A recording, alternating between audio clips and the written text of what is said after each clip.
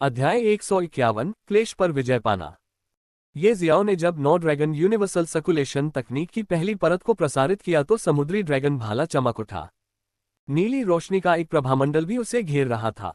ऐसा लग रहा था जैसे स्वर्ग से कोई देवता उसके भीतर पुनर्जन्म ले चुका हो और घृणा से आसमान की ओर देख रहा हो। ये शियाओ ने अपनी ताकत को अधिकतम सीमा तक बढ़ाया। स्वर्ग और पृथ्वी से आध्यात्मिक ऊर्जा लगातार उसके शरीर में प्रवाहित हो रही थी। अब जब उसका डेंटिन अपने पिछले आकार से दोगुना हो गया था तो वह और भी अधिक मात्रा में ऊर्जा को नियंत्रित करने में सक्षम था। आकाश में काले बादल लगातार घने होते जा रहे थे और बिजली अधिकाधिक सघन होती जा रही थी। अचानक आकाश पूरी तरह से शांत हो गया। काले बादलों के बीच से कई फीट चौड़ी बिजली की एक किरण सीधे ये जियाओ की ओर गिरी। उसकी शक्ति इस दुनिया की सतह से ये जियाओ को नष्ट करना चाहती थी। ये शियाओ ने उस भयानक बिजली के बोल्ट को नीचे आते देखा। उसे लगा कि उसमें से एक अंतहीन विनाशकारी इच्छा निकल रही है। अपने हाथ से अपने समुद्री ड्रैगन भाले को उठाते हुए उसके भाले पर एक अजीब सी रोशनी दिखाई दी।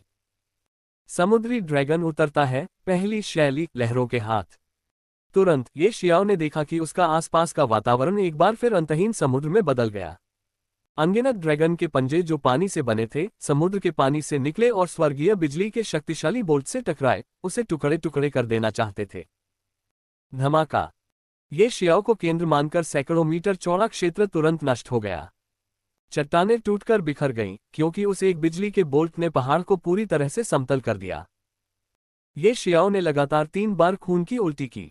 जब उसका हमला बिजली के बोल्ट से टकराया तो उसके आसपास का माहौल बदलने के बाद अचानक प्रकट हुआ अंतहीन समुद्र तुरंत बिखर गया। उसके हाथ अभी भी कांप रहे थे। उसने अपने हाथों को देखा और फिर आसमान की ओर देखा। अभी अभी हुई टक्कर से वह डर गया था। अगर सी ड्रैगन स्पीयर और सी ड्रैगन डिसेंस की पहली शैली न होती तो वह अब तक मर चुका होता, क्योंकि बिजली का वह झटका उसके आसपास के सैकड़ों मीटर के क्षेत्र को नष्ट करने के लिए काफी विनाशकारी था। इससे वह पूरी तरह से हताश हो गया। उस बिजली के सामने उसे लगा कि वह पूरी तरह से तुच्छ है। मार्शल किंग दायरे में आगे बढ़ने से उसकी खुशी तुरंत बुझ गई। उसका शरीर पूरी तरह से जला हुआ था और उसे अपने शरीर के जलने की गंध भी आ रही थी। उसका पूरा जोर लगाना एक चींटी की तरह था जो हाथी के सामने अपना एंटीना हिला रही थी। वह उस बिजली के बोल्ट को हिलाने में जरा भी असमर्थ था। वह मूलतः शक्तिहीन था। गड़गड़ाहट, गड़गड़ाहट। बिजली एक बार फिर आसमान में गरजने लगी, मानो वह संतुष्ट न हुई हो। जब ये शियाओ ने पहली बिजली के बोल्ट को रोक दिया, उसने काले बादलों से बिजली की कई किस्में इकट्ठा करना शुरू कर दिया, मानो वह और भी शक्तिशाली बनना चाहती हो और फिर ये शियाओ पर हमला करके उसे खत्म कर देना चाहती हो। खैर, समस्या यह नहीं थी कि ये जियाओ बिजली के एक और बोल्ट से निपट नहीं सकता था। समस्या ये थी कि ये जियाओ के पास वास्तव में बहुत अधिक आत्मिक ऊर्जा नहीं बची थी। अपने पिछले हमले में उसने अपनी लगभग सारी आत्मिक ऊर्जा खर्च कर दी थी। जब वह मार्शल किंग दायरे में प्रवेश कर रहा था तो उसके डेंटियन के भीतर का साधारण कोर फट गया, क्योंकि यदि कोई मार्शल किंग दायरे में प्रवेश करना चाहता है तो कोर का विस्फोट होना आवश्यक है, अन्यथा वह आगे नहीं बढ़ सकता। जबकि साधारण कोर में विस्फोट हो गया और वह सफलतापूर्वक मार्शल किंग दायरे में आगे बढ़ गया, लेकिन उसके डेंटियन में अभी भी ड्रैगन आकार का कोर बरकरार था। इस समय जब उसने अपनी लगभग सारी आत्मिक ऊर्जा का उपयोग कर लिया था, ये शियाओ ने ड्रैगन के आकार वाले कोर से ऊर्जा का उपयोग करना चाहा, लेकिन ये देखकर आश्चर्यचकित रह गया कि वह ड्रैगन के आकार वाले कोर से ऊर्जा का एक भी कतरा उपयोग करने में असमर्थ था। क्यों बकवास, मैं ड्रैगन के आकार का कोर इस्तेमाल नहीं कर सकता। ये जियाओ इस समय परेशान था क्योंकि वह इस समय बहुत ही गंभीर स्थिति में था। उसे किसी तरह उस दूसरी बिजली के हमले से निपटना था जो उस पर गिरने वाली थी। गड़गड़ाहट। श्वा। ये जियाओ को कोई मौका दिए बिना बिजली का दूसरा बोल्ट, जो पिछले वाले से भी अधिक विनाशकारी लग रहा था, काले बादलों के केंद्र से सीधे ये जियाओ की ओर गिरा। ये जियाओ ने उस भयानक बिजली के बोल्ट को नीचे आते देखा। उसे फिर से लगा कि उसमें से एक अंतहीन विनाशकारी इच्छा आ रही है। वह भयभीत था। वह इस समय वास्तव में डरा हुआ था, लेकिन जब उसने सोचा कि स्वर्ग वास्तव में उसे मरना चाहता है जबकि उसने कुछ भी गलत नहीं किया है, तो उसे नहीं पता कि क्यों, लेकिन वह तुरंत क्रोधित हो गया। लानत है तुझ पर, मेरे पास आओ, ये जियाओ ने बिजली के दूसरे बोल्ट को देखते हुए चिल्लाया। दिव्य ड्रैगन के पंख, ड्रैगन के पंजे, जानवर आग, आग क्लोन। तुरंत ये जियाओ ने आने वाली बिजली से निपटने के लिए अपनी आस्तीन के नीचे रखे सभी कार्डों का उपयोग करना शुरू कर दिया। न केवल उसके शरीर से सुंदर पंखों की एक जोड़ी उगाए, बल्कि उसके हाथ भी ड्रैगन के पंजे में बदल गए। 5 अग्नि क्लोन भी प्रकट हुए और उसे घेर लिया जैसे कि वे उसकी रक्षा करना चाहते हों। और अंत में बीस्ट फायर ने उसके पूरे शरीर को ढक दिया और उसके चारों ओर एक सुरक्षात्मक अग्नि अवरोध बना दिया ताकि ये जियाओ को सीधे बिजली से न मारा जाए। बूम! फिर से बिजली का बोल्ट उस पर गिरा, लेकिन इससे पहले कि वह ये शियाओ से टकरा पाता, 5 अग्नि क्लोन उसकी ओर कूद पड़े। लगभग तुरंत ही वे बिजली के प्रहार से टकराकर बिखर गए। जब भयानक बिजली का बोल्ट जानवर की आग द्वारा बनाए गए सुरक्षात्मक अवरोध पर गिरा, तो वह भी तुरंत टूट गया और ठीक इसी क्षण ये जियाओ ने अपने पंख फड़फड़ाए और पीछे की ओर उड़ गया। वह आने वाली बिजली के बोल्ट से बचना चाहता था। उसने अपने दोनों पंजे भी अपने सिर के पास लाए और अपने पंजों को मुट्ठियों में भींचते हुए सिर के सामने एक क्रॉस का चिन्ह बनाया। हालांकि ये जियाओ पीछे की ओर उड़ गया, लेकिन बिजली का बोल्ट फिर भी उसे नीचे गिरा। ये सीधे उसके ड्रैगन के पंजे पर गिरा। आह! ये शियाओ दर्द से चिल्लाया क्योंकि उसका पूरा शरीर जल गया था और वह अपने मांस के भूनने की गंध भी महसूस कर सकता था। ये शियाओ ने लगातार 5 बार खून की उल्टी की। वह कुछ कहने ही वाला था कि उसने एक बार फिर खून की उल्टी कर दी। उस वज्रपात ने उसके अंदरूनी अंगों को बुरी तरह हिला दिया था। गड़गड़ाहट, गड़गड़ाहट। ये शियाओ ने राहत की सांस भी नहीं ली थी कि उसने एक बार फिर आसमान में गड़गड़ाहट की आवाज सुनी। आसमान की ओर देखते ही उसका शरीर कांप उठा। वहां उसने एक बार फिर काले बादल को बिजली के बोल्ट को इकट्ठा करते देखा। ये शियाओ समझ गया कि बिजली का तीसरा बोल्ट आने वाला है। बिजली का दूसरा बोल्ट पहले से ही इतना भयानक था, बिजली का तीसरा बोल्ट कितना भयानक होगा। जब ये जियाओ ने ये सोचा तो डर के बजाय इस समय उसका दिल गुस्से से जल उठा। भाड़ में जाओ तुम! अगर तुम मुझे मारना चाहते हो तो मैं तुम्हें निगल जाऊंगा। ये शियाओ ने गरजते बादल पर चिल्लाया। गड़गड़ाहट, धमाका, श्वा! तुरंत ही भयानक और विनाशकारी बिजली का तीसरा बोल्ट एक बार फिर ये जियाओ पर टूट पड़ा। खा जाओ! ये शियाओ ने स्वर्ग भक्षण करने वाले दिव्य ड्रैगन की भक्षण क्षमता को सक्रिय करते हुए जोर से दहाड़ लगाई। बिजली गिरने पर वह जोर से दहाड़ा और अवचेतन रूप से अपना मुंह खोला। इस पल उसकी आंखें एक बार फिर सुनहरी हो गईं। पिछली बार जब उसकी आंखें सुनहरी हो गई थीं, तब वह उस गुप्त स्थान पर था जहां से उसे सोने की ईंट मिली थी। ये दूसरी बार है जब उसकी आंखें सुनहरी हो गई हैं। जब ये जियाओ ने अपना मुंह खोला, तो उसके मुंह के सामने हवा में अचानक एक काला भंवर बन गया, जो सीधे आने वाली बिजली की ओर निशाना साध रहा था। बूम! जब बिजली का झटका काले भावर से टकराया, तो ये जियाओ उड़ गया, लेकिन सबसे महत्वपूर्ण बात यह थी कि इस बार उसे ज्यादा चोट नहीं आई क्योंकि बिजली का झटका काले भावर से टकराने के बाद अचानक कहीं गायब हो गया। वाह! इस समय काला भावर भी गायब हो गया और ये शियाओ की आंखें सामान्य हो गईं, और ठीक इसी समय उसने एक बार फिर से मुंह में खून की बड़ी उल्टी की। वह बिजली का बोल्ट कहाँ गायब हो गया? क्या वास्तव में बिजली का वह बोल्ट उस भावर द्वारा निगल लिया गया था? रुको, मेरे मुंह के सामने वह काला भावर कैसे आ गया? इस समय ये जियाओ के दिमाग में कई सवाल उभरे, लेकिन वह अपने सवालों के लिए एक सही जवाब का अनुमान लगाने में असमर्थ था। ये शियाओ ने आसमान की तरफ देखा और पाया कि काले बादल छटने के साथ ही आसमान एक बार फिर अपनी धूप वाली अवस्था में लौट आया है। ऐसा लग रहा था जैसे पहले सब कुछ सिर्फ एक भ्रम था। इस समय उसका पूरा शरीर चरम अवस्था में था क्योंकि बिजली के दूसरे प्रहार से उसका पूरा शरीर जलकर काला हो गया था। क्लेश खत्म हो गया था। अंततः मैंने स्वर्गीय संकट पर विजय प्राप्त कर ली। ये जियाओ ने राहत की लंबी सांस ली और एक आवाज के साथ वह जमीन पर बैठ गया। अध्याय 152 स्वर्ग की इच्छा। ये शियाओ जमीन पर बैठ गया क्योंकि वह इस समय बहुत थका हुआ और बुरी तरह घायल था। न केवल उसका पूरा शरीर बिजली के बोल्ट से जलकर काला हो गया था, बल्कि उसके आंतरिक अंग भी अस्त व्यस्त हो गए थे। आपने अंततः ये कर दिखाया। ठीक इसी समय उसने एक जानी पहचानी आवाज सुनी। ये जियाओ ने अपनी चेतना के सागर में देखा और स्वर्ग को खाने वाले दिव्य ड्रैगन को अपनी बड़ी सुनहरी आंखों से उसे देखता हुआ देखा। स्वर्ग भक्षण करने वाले दिव्य ड्रैगन ने एक बार फिर कहा, जल्दी से स्वर्गीय मोती में प्रवेश करो और पौधों की रानी की तलाश करो। वह तुम्हें लगभग तुरंत ठीक कर सकती है। तुम्हारे पास ज्यादा समय नहीं है, इसलिए जल्दी करो।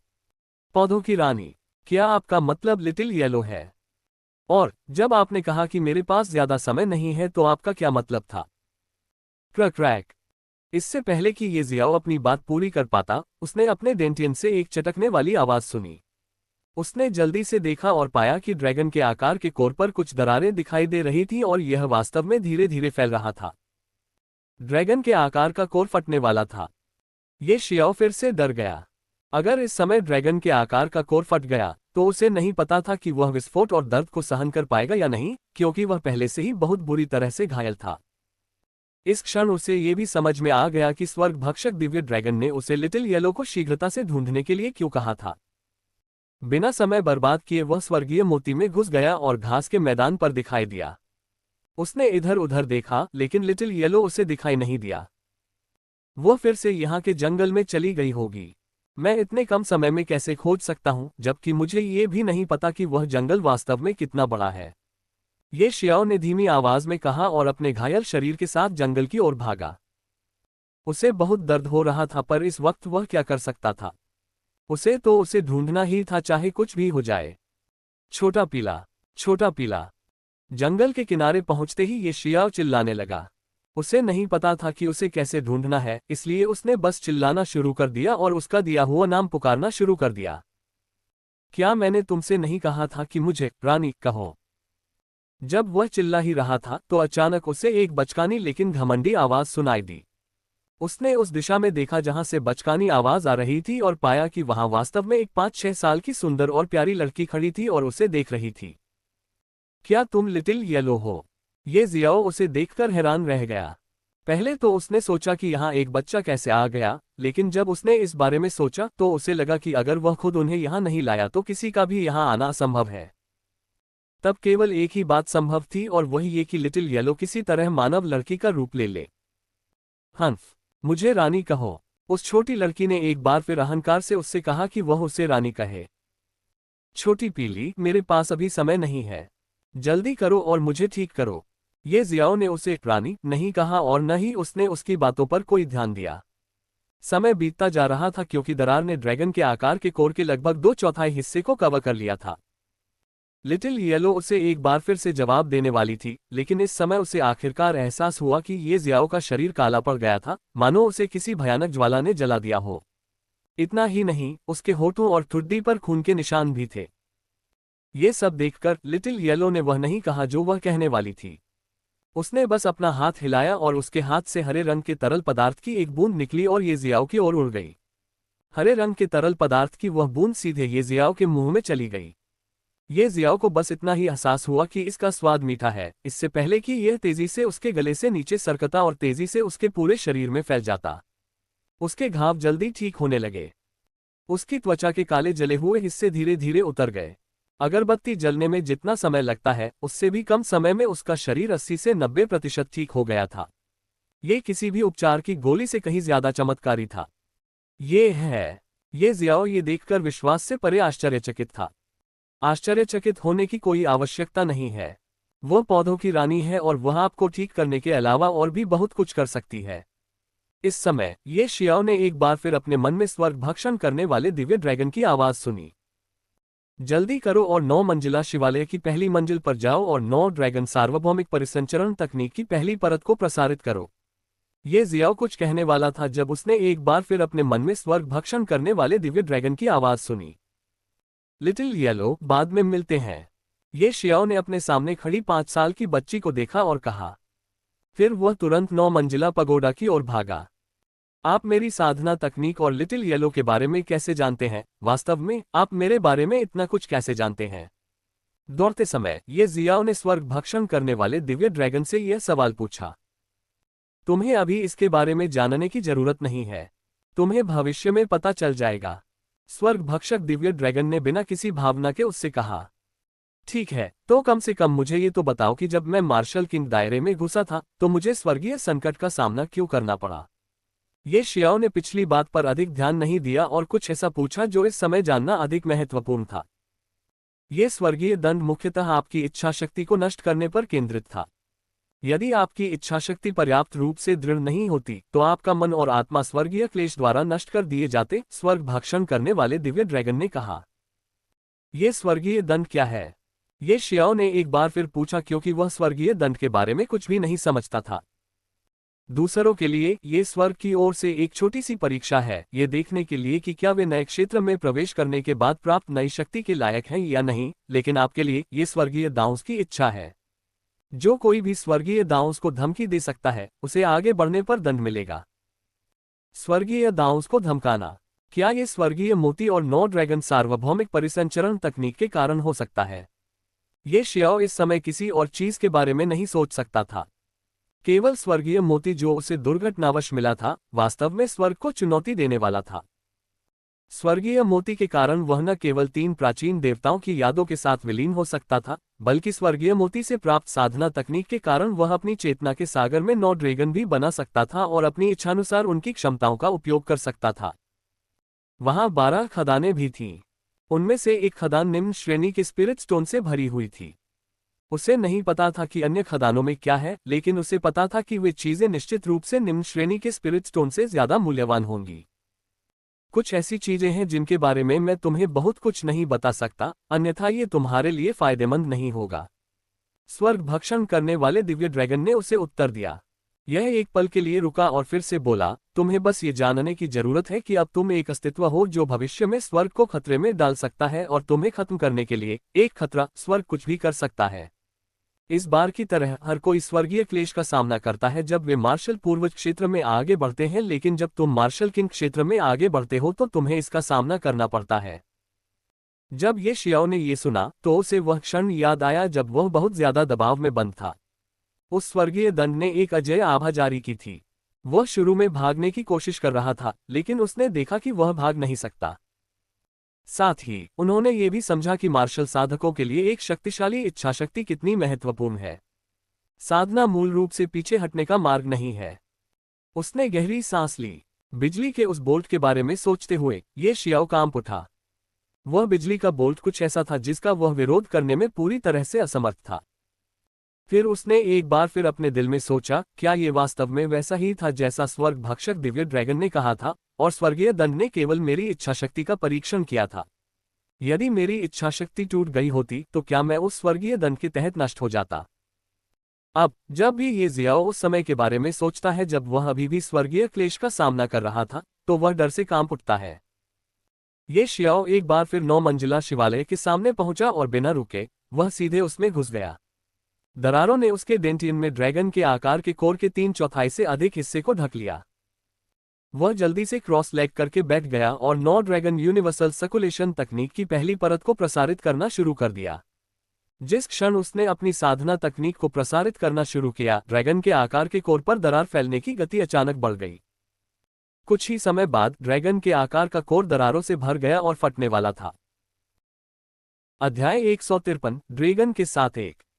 जब ये जियाओ 9 मंजिला पैगोडा की पहली मंजिल पर पहुंचे तो वे पैर मुड़कर बैठ गए और 9 ड्रैगन सार्वभौमिक परिसंचरण तकनीक की पहली परत का परिसंचरण करना शुरू कर दिया। जिस क्षण उसने अपनी साधना तकनीक को प्रसारित करना शुरू किया, ड्रैगन के आकार के कोर पर दरार फैलने की गति अचानक बढ़ गई। कुछ ही समय बाद ड्रैगन के आकार का कोर दरारों से भर गया और फटने वाला था। बूम! ड्रैगन के आकार का कोर फट गया और उसमें से निकली अजीब ऊर्जा उसके शरीर के अंदर उत्पात मचाने के बजाय ड्रैगन का रूप ले ली। बकवास, ये भावना। हालांकि जैसे ही ये जियाओ को खुशी महसूस हुई, उसका चेहरा अचानक बदल गया। उसकी आंखों में एक अभूतपूर्व भय उभर आया। ये शियाओ को आश्चर्य हुआ कि जब ड्रैगन के आकार का कोर फटा और उसके अंदर की अजीब ऊर्जा ने ड्रैगन का रूप ले लिया, तो वह उसके डेंटियन से बाहर निकल आए और उसके शरीर में तेजी से घूमने लगी। ऊर्जा ड्रैगन जैसे ही उसके शरीर के भीतर उमड़ा, उसके खून में घुल मिलकर एकता का एहसास नहीं करा पाया। इसके बजाय वह उसके शरीर से बाहर निकलना चाहता था। वह बाहर निकलना चाहता था और ये शियाओ के भौतिक शरीर की बेड़ियों को तोड़ना चाहता था। ये जियाओ कैसे शांत रह सकता था? अभी ऊर्जा ड्रैगन बाहर निकलकर ये शियाओ के शरीर को छोड़ना चाहता था। उसे नहीं पता था कि यह सौभाग्य था या दुर्भाग्य, खुशी या दुख की बात थी। हालांकि जो होना तय था वह अंततः होने वाला था। ये कुछ ऐसा था जिसे ये जियाओ न तो रोक सकता था, न ही बदल सकता था। और ये जियाओ के शरीर में मौजूद ऊर्जा ड्रैगन के लिए वह उन्हें नियंत्रित भी नहीं कर सकता था। गर्जन! अंततः ये शियाओ के शरीर से ऊर्जा का एक विस्फोट निकला जो 9 मंजिला शिवालय की सभी 9 मंजिलों को भेदता हुआ ड्रैगन की दहाड़ के साथ सीधे आकाश में चला गया। गर्जन! ये शियाओ ये देखकर दंग रह गया। इससे पहले कि वह समझ पाता कि क्या हो रहा है, स्वर्ग भक्षण करने वाला दिव्य ड्रैगन भी उसकी चेतना के सागर से बाहर निकलकर सीधे आकाश में उड़ गया। क्या हो रहा है? स्वर्ग भक्षक दिव्य ड्रैगन मेरी चेतना के सागर से अपने आप कैसे बाहर आ सकता है? ये जियाओ इस पल हैरान होने से खुद को नहीं रोक सका। चाहे वह ऊर्जा ड्रैगन हो या स्वर्ग भक्षण करने वाला दिव्य ड्रैगन, दोनों ही उसके शरीर से सीधे आकाश में उड़ गए। वह कारण समझ नहीं पाया कि क्यों। और आश्चर्य की बात यह थी कि वह 9 मंजिला पगोडा की पहली मंजिल पर क्रॉस लेग बैठे हुए भी आकाश में क्या हो रहा था, ये देख सकता था। ऐसा लग रहा था जैसे उसने 9 मंजिला पगोडा की सभी परतों को आसानी से देखने की क्षमता हासिल कर ली हो। गर्जन गर्जन। आकाश में ऊर्जा ड्रैगन और स्वर्ग भक्षक दिव्य ड्रैगन दोनों एक साथ दहाड़े और अत्यंत तेज गति से ये जियाओ की ओर उड़े। क्या? बूम! इससे पहले कि ये जियाओ प्रतिक्रिया कर पाता, दोनों ड्रैगन उससे टकरा गए और 9 मंजिला पैगोडा की पूरी पहली मंजिल पर विस्फोट हो गया। आह! ये शियाओ दर्द से चीखने लगा क्योंकि दोनों ड्रैगन वास्तव में उसके मांस, हड्डियों और खून में विलीन होने लगे थे। उसे इतना दर्द हो रहा था कि वह इस पल मर जाना चाहता था। वह बेहोश होना चाहता था, लेकिन ऊर्जा ड्रैगन और स्वर्ग भक्षक दिव्य ड्रैगन दोनों के साथ एक होने की प्रक्रिया इतनी दर्दनाक थी कि उसने ये जियाओ को बेहोश नहीं होने दिया। उसे ऐसा महसूस हुआ कि उसके शरीर का हर अंग फट रहा है और फिर ठीक हो रहा है। ऐसा लग रहा था जैसे कोई उसके होश में रहते हुए भी तेज चाकू से उसकी खाल उधेड़ रहा हो। आह! ये शियाओ दर्द से कराहता रहा। वह अब और नहीं बैठ सकता था और जमीन पर लेटकर इधर उधर हिलता डुलता रहा। वह जोर जोर से चिल्लाने लगा। आह! ये शियाओ दर्द और पीड़ा में चिल्ला रहा था। उसे लग रहा था जैसे उसका पूरा शरीर चीर दिया जाएगा। उसके शरीर में भयंकर ऐंठन हो रही थी। उसने कभी नहीं सोचा था कि इस तरह का भयंकर दर्द होगा। ये वाकई बहुत दुखदाई था, जहां कोई न तो जी सकता था और न ही मर सकता था। जब वह भयंकर दर्द से पीड़ित था, तो ये शियाओ को पता नहीं था कि उसका शरीर इस समय चमत्कारी परिवर्तन से गुजर रहा था। उसके शरीर की हर चीज, चाहे वह उसकी हड्डियां हो, मेरिडियन हो, त्वचा हो या खून, ऐसे बदलावों से गुजर रही थी जिनकी कल्पना करना भी आम लोगों के लिए मुश्किल होता। हर एक कोशिका, उसके खून और मांस का हर इंच, हर एक हड्डी, वे सभी इस क्षण पुनर्जन्म ले रहे थे। उसकी हतप्रभ अवस्था में एक धरती को हिला देने वाली दहाड़ गूंजी। स्वर्ग भक्षण करने वाले दिव्य ड्रैगन की एक छवि जो सिर से पैर तक काले रंग के तराजू से ढकी हुई थी और जिस पर एक बहुत ही अलग लेकिन सुंदर सुनहरा पैटर्न उकेरा गया था, ये शियाओ के पीछे हवा में तैर रही थी। यह अपने पंख फड़फड़ाते हुए स्वर्ग में दहाड़ने लगा। छींटे छींटे। जिस क्षण स्वर्ग भक्षण करने वाले दिव्य ड्रैगन की छवि ये जियाओ की पीठ के पीछे प्रकट हुई, उसे ऐसा लगा जैसे अनगिनत तीखे ब्लेड उसके शरीर को छेदने लगे और एक अजीब सी आवाज गूंजी, और सुंदर सुनहरे पैटर्न वाले हजारों काले शल्क जो अब खून के धब्बों से ढके हुए हैं, ये जियाओ के शरीर की सतह पर एक एक करके उभरने लगे। उसके दोनों हाथों और दोनों पैरों पर, उसकी छाती और पेट पर, उसकी पीठ और नितंबों पर। पलक झपकते ही काले सुनहरे शल्क फैल गए और ये शियाओ के शरीर के हर हिस्से को ढक लिया, जिससे वह शल्कों से ढका एक राक्षस जैसा दिखने लगा। हालांकि यह अभी खत्म नहीं हुआ था। छींटे। फिर एक और हल्की सी आवाज आए। उसके पीछे, उसके नितंबों के पास से एक लंबी, मोटी और मांसल ड्रैगन की पूंछ निकली। वह ड्रैगन की पूंछ भी खून से लथपथ थी। ये दुष्ट और भयावह लग रही थी और खून की बदबू आ रही थी। उसी समय उसके माथे से 2 बांस की टहनियां भी निकलीं। वे नुकीले सिरे वाले थे, ऐसा लग रहा था जैसे वे आकाश को चीर देंगे। सींगों का ये जोड़ा भी काले सुनहरे रंग का था। ये ड्रैगन सींगों की एक जोड़ी थी। काले सुनहरे ड्रैगन तराजू, काले सुनहरे ड्रैगन सींग और एक ड्रैगन पूंछ। ये शियाओ को कोई भी कैसे भी देखे, वे यह नहीं बता सकते कि वह वास्तव में एक इंसान था। वह अभी एक ड्रैगन व्यक्ति की तरह दिख रहा था। अंततः ये परिवर्तन यहीं रुक गए। जमीन पर खून और पसीने की बूंदें फैली हुई थीं। ऐसा लग रहा था जैसे ये जियाओ खून के तालाब में पड़ा हुआ है। इस समय ये जियाओ को अपनी एक उंगली भी उठाने का मन नहीं कर रहा था। दर्द हुआ, बहुत दर्द हुआ। उसे ऐसा महसूस हुआ मानो वह नर्क में जाकर वापस आ गया हो। अचानक ये जियाओ वापस सामान्य हो गया। सभी तराजू, सींग और पूंछ गायब हो गए जैसे कि वे कभी थे ही नहीं। गर्जन। ये शियाओ अचानक उठ खड़ा हुआ। अगर कोई इस समय ये शियाओ की आंखों में देखे तो उसे पता चलेगा कि उसकी आंखें फीकी थीं, उनमें कोई चमक नहीं थी। ऐसा लग रहा था जैसे वह अवचेतन रूप से खड़ा हो गया हो और उसे खुद भी इस बात का पता न हो। अचानक कहीं से हवा की एक बड़ी लहर आई और ये शियाओ का पूरा शरीर ड्रैगन में बदल गया। इस बार वह ड्रैगन व्यक्ति नहीं बल्कि असली ड्रैगन जैसा दिख रहा है। वह वास्तव में स्वर्ग भक्षण करने वाले दिव्य ड्रैगन में बदल गया था। लेकिन असली स्वर्ग भक्षण करने वाले दिव्य ड्रैगन की तुलना में वह अभी भी उतना प्रभावशाली और दबंग नहीं था। ये शियाओ अधिक समय तक ड्रैगन के रूप में नहीं रहा, वह एक बार फिर अपने वास्तविक रूप में आ गया। कोई नहीं जानता था कि यह प्रक्रिया कब तक जारी रही। ये जियाओ को आखिरकार महसूस हुआ कि वह दर्द जो लगभग उसे मार रहा था अब शांत होने लगा है। लगभग आधे दिन के बाद उसे आखिरकार वह भयानक दर्द महसूस नहीं हुआ। हालांकि उसे इस समय दर्द महसूस नहीं हो रहा था, फिर भी वह जमीन पर लेटा रहा। वह सांस के लिए तड़प रहा था और जोर जोर से सांसें ले रहा था। 1 घंटे आराम करने के बाद आखिरकार वह फिर से बैठा और अपने शरीर को देखा। उसे पहले से कोई बदलाव महसूस नहीं हुआ। वह एक बार फिर से क्रॉस लेग करके बैठ गया और हवा से आध्यात्मिक ऊर्जा को अवशोषित करना शुरू कर दिया। उसने महसूस किया कि अवशोषण की गति पहले की तुलना में कम से कम 10 गुना अधिक थी। भले ही ये जियाओ फिर से एक शक्तिशाली दुश्मन से लड़े, उसे पहले की तरह आध्यात्मिक ऊर्जा के खत्म होने की चिंता नहीं करनी पड़ेगी। जब वह स्वर्गीय संकट पर विजय प्राप्त कर रहा था तो ये ठीक था, क्योंकि क्षय इतना अधिक था कि उसकी आत्मिक ऊर्जा समाप्त हो गई थी, जिसके कारण वह लड़ाई जारी रखने में असमर्थ था। धीरे धीरे अपनी आंखें बंद करके अपने शरीर को देखते हुए वह अचानक कांप उठा और खुशी से पागल हो गया।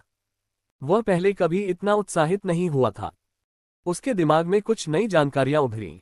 अब न केवल ये जियाओ अपने पंखों की एक जोड़ी उगा सकता है और अपने हाथों को ड्रैगन के पंजों में बदल सकता है, बल्कि वह अपने पूरे शरीर को स्वर्ग भक्षण करने वाले दिव्य ड्रैगन के शरीर में भी बदल सकता है। अध्याय 154 ये जियो और टोंग नियान। ऐसा नहीं था कि वह ड्रैगन बन गया था और अब इंसान नहीं रहा। ये सिर्फ उसका शरीर था जो ड्रैगन के शरीर में बदल गया था। जब उसकी ऊर्जा खत्म हो जाएगी तो वह वापस अपने इंसानी रूप में लौट आएगा। इतना ही नहीं, उसने कुछ नई क्षमताएं भी हासिल की हैं। अब उसे लाश को छूने और उसे खाने के लिए नो ड्रैगन यूनिवर्सल सर्कुलेशन तकनीक की पहली परत को प्रसारित करने की जरूरत नहीं है। वास्तव में उसे खाने के लिए लाश को छूने की भी जरूरत नहीं है। जब वह किसी व्यक्ति या किसी जादुई जानवर को मारता है तो वह उसे सिर्फ एक विचार से सीधे खा सकता है। उन्होंने स्पिरिट डिवोर एस्केप नामक एक क्षमता भी प्राप्त की। यह एक आंदोलन कौशल था। आश्चर्यजनक बात यह थी कि इस कौशल को सक्रिय करने के लिए उसे अपनी आध्यात्मिक ऊर्जा का उपयोग करने की आवश्यकता नहीं थी। वह सीधे स्वर्ग और पृथ्वी से आध्यात्मिक ऊर्जा को अवशोषित कर सकता है और उन्हें अत्यंत तेज गति से आगे बढ़ने के लिए उपयोग कर सकता है। ड्रैगन रूप में रहते हुए वह इस कौशल का पूरी क्षमता से उपयोग कर सकता है। यह एक पल में गायब हो जाने जैसा होगा। इतना ही नहीं, अब वह शव से सिर्फ आत्मिक ऊर्जा के अलावा और भी बहुत कुछ ग्रहण कर सकता है। उदाहरण के लिए, यदि उसने किसी ऐसे मनुष्य को मार दिया जिसका शरीर जल तत्व वाला है, तो अब वह न केवल उस मनुष्य से आत्मिक ऊर्जा प्राप्त कर सकता है, बल्कि वह जल तत्व वाले शरीर को भी प्राप्त कर सकता है। ये काफी आश्चर्यजनक था, लेकिन ये सच था। ये जियाओ को यकीन नहीं हो रहा था कि स्वर्ग भक्षण करने वाला दिव्य ड्रैगन वास्तव में इतना शक्तिशाली और स्वर्ग को चुनौती देने वाला था। वह सोचने लगा कि क्या होगा यदि वह सभी 5 प्रकार के तात्विक शरीर या लिन लिंग के चरम बर्फ ऋषि शरीर जैसे अन्य प्रकार के पवित्र शरीर को निगल सके और उन पर अधिकार कर सके। वह अन्य रक्तवंशों को भी खा सकता है और उनका मालिक बन सकता है, और दूसरों की तरह उसके पास ये सीमा नहीं थी कि वह केवल 1 या 2 रक्तवंश ही रख सकता है। वह जितनी रक्तवंशों को खा सकता है रख सकता है, क्योंकि स्वर्ग भक्षण करने वाले दिव्य ड्रैगन की क्षमता स्वर्ग और पृथ्वी को खाकर उन्हें अपने लिए इस्तेमाल करने की थी। ये शियाओ सभी प्रकार की रक्त रेखाओं, तात्विक शरीरों और पवित्र शरीरों का भी उपयोग कर सकता है, जिन्हें वह ऐसे निगल जाएगा जैसे कि वे उसके अपने ही हों। बस यही सोचते हुए ये जियाओ अपना सिर ऊंचा उठाते हुए उत्साह से चिल्लाने से खुद को रोक नहीं सका। ये शियाओ खुशी से झूम उठा। वह कुछ जानना चाहता था, इसलिए उसने अपनी चेतना के सागर में झांका और ये देखकर हैरान रह गया कि उसकी चेतना के सागर में कोई नहीं था। स्वर्ग भक्षण करने वाला दिव्य ड्रैगन कहाँ है? क्या ये सचमुच मुझ में विलीन हो गया और मेरे साथ एक हो गया? ये शियाओ इतना हैरान था कि वह आगे कुछ सोच नहीं पाया। वह उस पल के बारे में सोचने से खुद को रोक नहीं पाया जब स्वर्ग भक्षण करने वाला दिव्य ड्रैगन और ऊर्जा ड्रैगन दोनों उससे टकरा गए थे। सांस। ये शियाओ ने आह भरी। वह खड़ा होने ही वाला था कि उसे फिर से कुछ महसूस हुआ। उसने जल्दी से जांच की और उसका मुंह फिर से खुला रह गया। तीसरा चरण, मार्शल राजा क्षेत्र। मैं वास्तव में मार्शल किंग दायरे के प्रारंभिक प्रथम चरण से सीधे मार्शल किंग दायरे के तीसरे चरण में आगे बढ़ा हूं। उसकी साधना फिर से बढ़ गई, उसे पता भी नहीं चला। उसकी साधना की गति बहुत तेज थी। इस समय उसे खुद भी नहीं पता था कि वह कितना शक्तिशाली हो गया है। वह बहुत ही कम समय में जीवन और मृत्यु की अनेक स्थितियों से गुजरे, लेकिन उनकी ताकत भी काफी हद तक बढ़ गई। कहावत सच है, हर नुकसान के साथ फायदे भी होते हैं। उस पर आए आपदा से उसे बहुत कुछ हासिल हुआ। ये जियाओ को नहीं पता था कि वह इस समय क्या महसूस कर रहा था। ये खुशी और दुख दोनों से भरी एक चरम भावना थी। जब ये शियाओ ने उन सभी चीजों के बारे में सोचा जो उसने स्वर्गीय मोती के साथ मुलाकात के बाद अनुभव की थी, तो वह इसके प्रति अत्यंत आभारी महसूस करने से खुद को रोक नहीं सका। अगर स्वर्गीय मोती न होता तो वह अभी भी एक अपन व्यक्ति होता। वह आज जो है वह नहीं बन पाता। जिस बात ने उन्हें सबसे अधिक उत्साहित किया वही ये थी कि अब वह 9 ड्रैगन सार्वभौमिक परिसंचरण तकनीक की दूसरी परत की खेती शुरू कर सकते हैं और चेतना के अपने सागर के अंदर एक और ड्रैगन बना सकते हैं।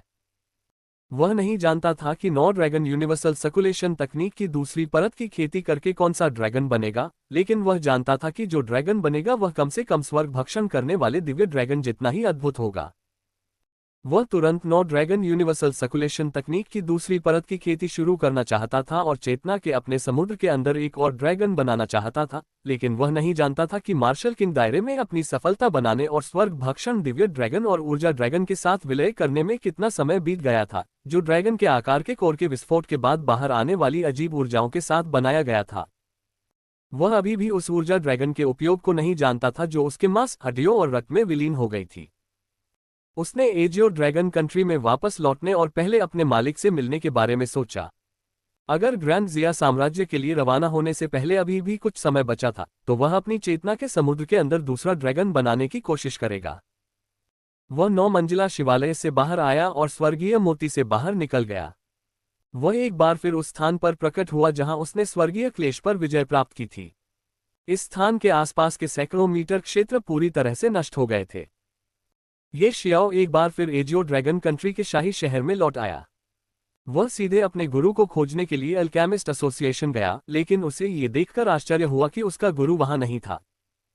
ये जियाओ, तुम अंततः वापस आ गए। वह पूछने ही वाला था कि उसके मालिक कहाँ हैं, तभी उसे एक लड़की की धीमी आवाज सुनाई दी। उसने पीछे मुड़कर देखा तो टोंग नियान किमियागर एसोसिएशन में प्रवेश कर रहा था। बड़ी बहन नियान। ये जियाओ ने उसकी ओर देखा और मुस्कुराया। बड़ी बहन नियान, तुम यहाँ क्यों हो? ये जियाओ ने फिर पूछा, क्योंकि उसे नहीं लगा कि जब वह अभी लौटा था तो टोंग नियान का आना संयोग था। मैं आपको सूचित करने आया हूं कि आप 5 दिन देर से आए हैं। टोंग नियान ने ये जियाओ के माथे पर थपकी दी और कहा, तुम्हारा क्या मतलब है? ये जियाओ ने टोंग नियान को संदेह से देखा। मेरा मतलब है कि दादाजी वान 5 दिन पहले अन्य उम्मीदवारों के साथ चले गए थे। आप 5 दिन देरी से आए हैं। अब तक आप कहाँ थे? अगर वे लोग नहीं होते जिन्हें मैंने विशेष रूप से मुझे आपके लौटने की सूचना देने के लिए नियुक्त किया था, तो मुझे पता ही नहीं चलता कि आप पहले ही आ चुके हैं। टोंग नियान ने गंभीर चेहरे के साथ कहा, क्या मैं 5 दिन देरी से आया हूं? ये जियाओ ने आश्चर्य से लगभग चिल्लाकर कहा। उसने कभी नहीं सोचा था कि स्वर्ग भक्षक दिव्य ड्रैगन और ऊर्जा ड्रैगन के साथ पूरी तरह से एकाकार होने में उसे 20 दिन से अधिक का समय लगेगा। तुम हैरान क्यों हो रही हो? तुम तो ऐसे बर्ताव कर रही हो जैसे तुम्हें पता ही नहीं कि कितना समय बीत चुका है। टोंग नियान ने ये शियाओ के हैरान चेहरे को देखा और नाक भान सिकोड़ी। लेकिन जब उसने ये शियाओ के अपरिवर्तित भाव को देखा तो उसका चेहरा सख्त हो गया।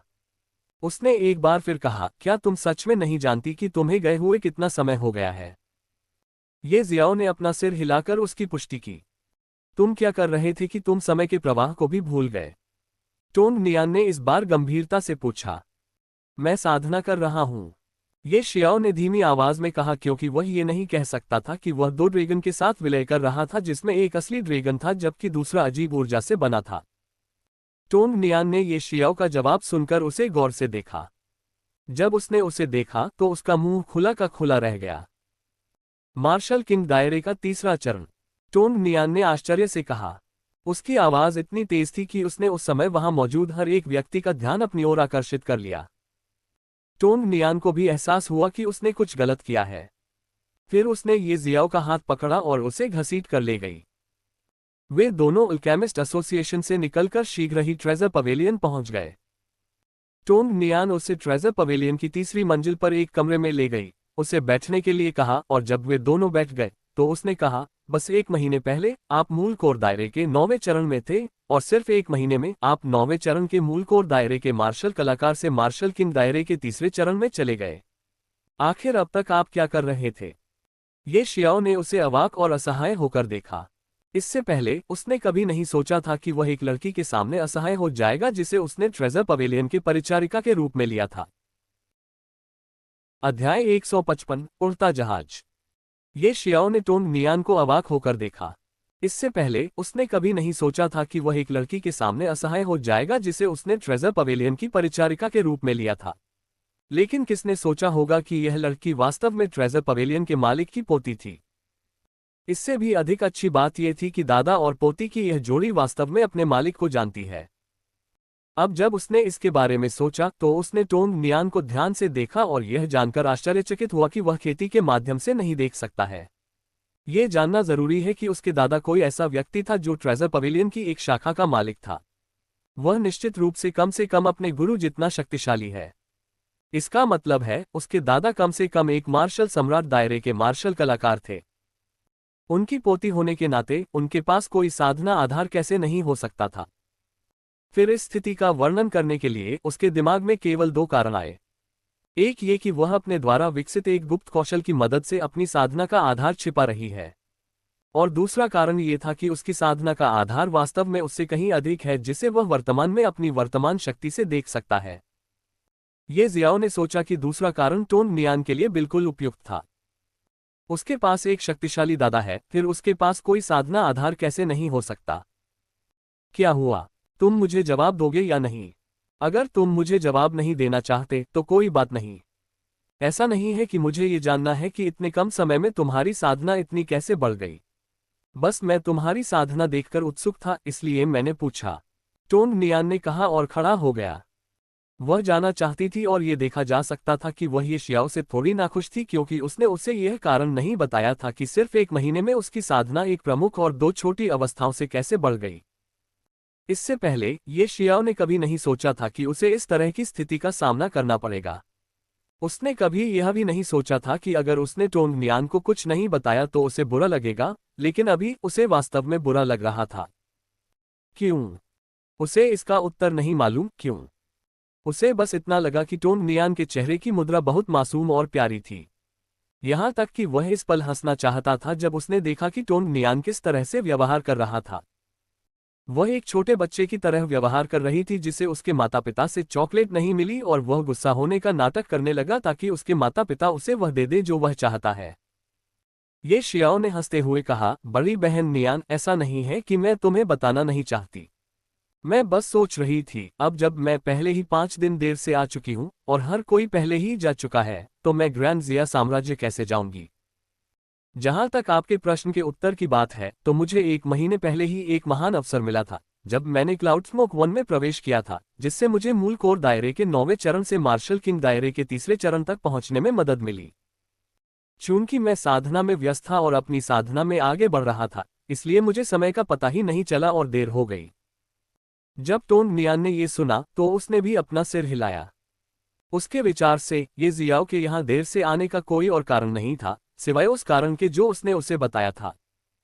उसने ये जियाओ को देखा और कहा, आपको इस बारे में चिंता करने की जरूरत नहीं है कि आप ग्रैंड जिया साम्राज्य में कैसे जाएंगे। मैं और मेरे दादाजी इस पूरे समय आपका इंतजार कर रहे थे। हम भी ग्रैंड जिया साम्राज्य जा रहे हैं और आप हमारे साथ आने वाले हैं। इस मामले में चर्चा की कोई गुंजाइश नहीं है। उसने ऐसे कहा जैसे वह आदेश दे रही हो, लेकिन कोई भी आसानी से बता सकता था कि वह सिर्फ दिखावा कर रही थी और पूरी कोशिश कर रही थी कि ये जियाओ को पता न चले। लेकिन उसके हाव भाव ने उसे धोखा दे दिया। ये जियाओ को समझ नहीं आया कि क्या कहे।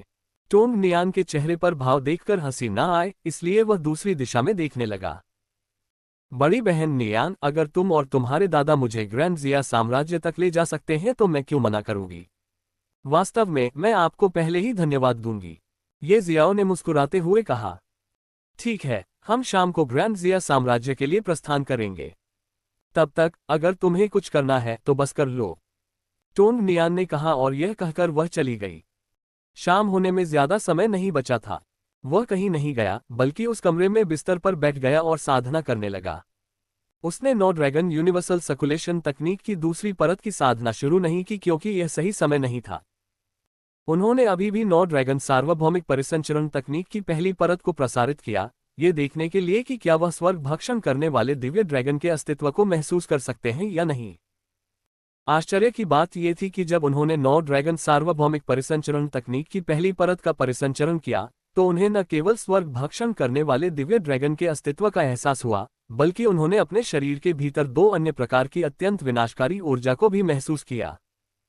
लेकिन उसे निराशा हुई कि वह तीनों में से किसी को भी नहीं ढूंढ पाया। उसने कई बार कोशिश की लेकिन हर बार उसे लगा कि कुछ तो है जो उसे उन दो तरह की बेहद विनाशकारी ऊर्जा और स्वर्ग भक्षण करने वाले दिव्य ड्रैगन के अस्तित्व को महसूस करने से रोक रहा है। उसने स्वर्ग भक्षक दिव्य ड्रैगन से भी संवाद करने की कोशिश की लेकिन फिर भी उसे कुछ हासिल नहीं हुआ। ये जियाओ चलो। जबकि ये जियाओ अभी भी तीन अस्तित्वों में से किसी एक का पता लगाने का तरीका खोजने की कोशिश कर रहा था, उसने टोंग नियान की पुकार सुनी। उसने अपनी आंखें खोली और कमरे से बाहर चला गया। वहां उसने देखा कि टोंग नियान उत्साह से उसकी ओर बढ़ रहा था। क्या शाम हो चुकी है?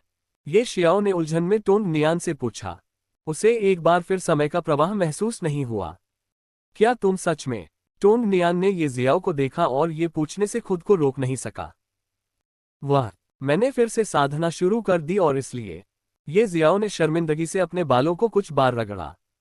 चलो चलें, ग्रैंड जिया साम्राज्य के लिए प्रस्थान का समय हो चुका है। टोंग नियान ने अपना सिर हिलाया और कहा।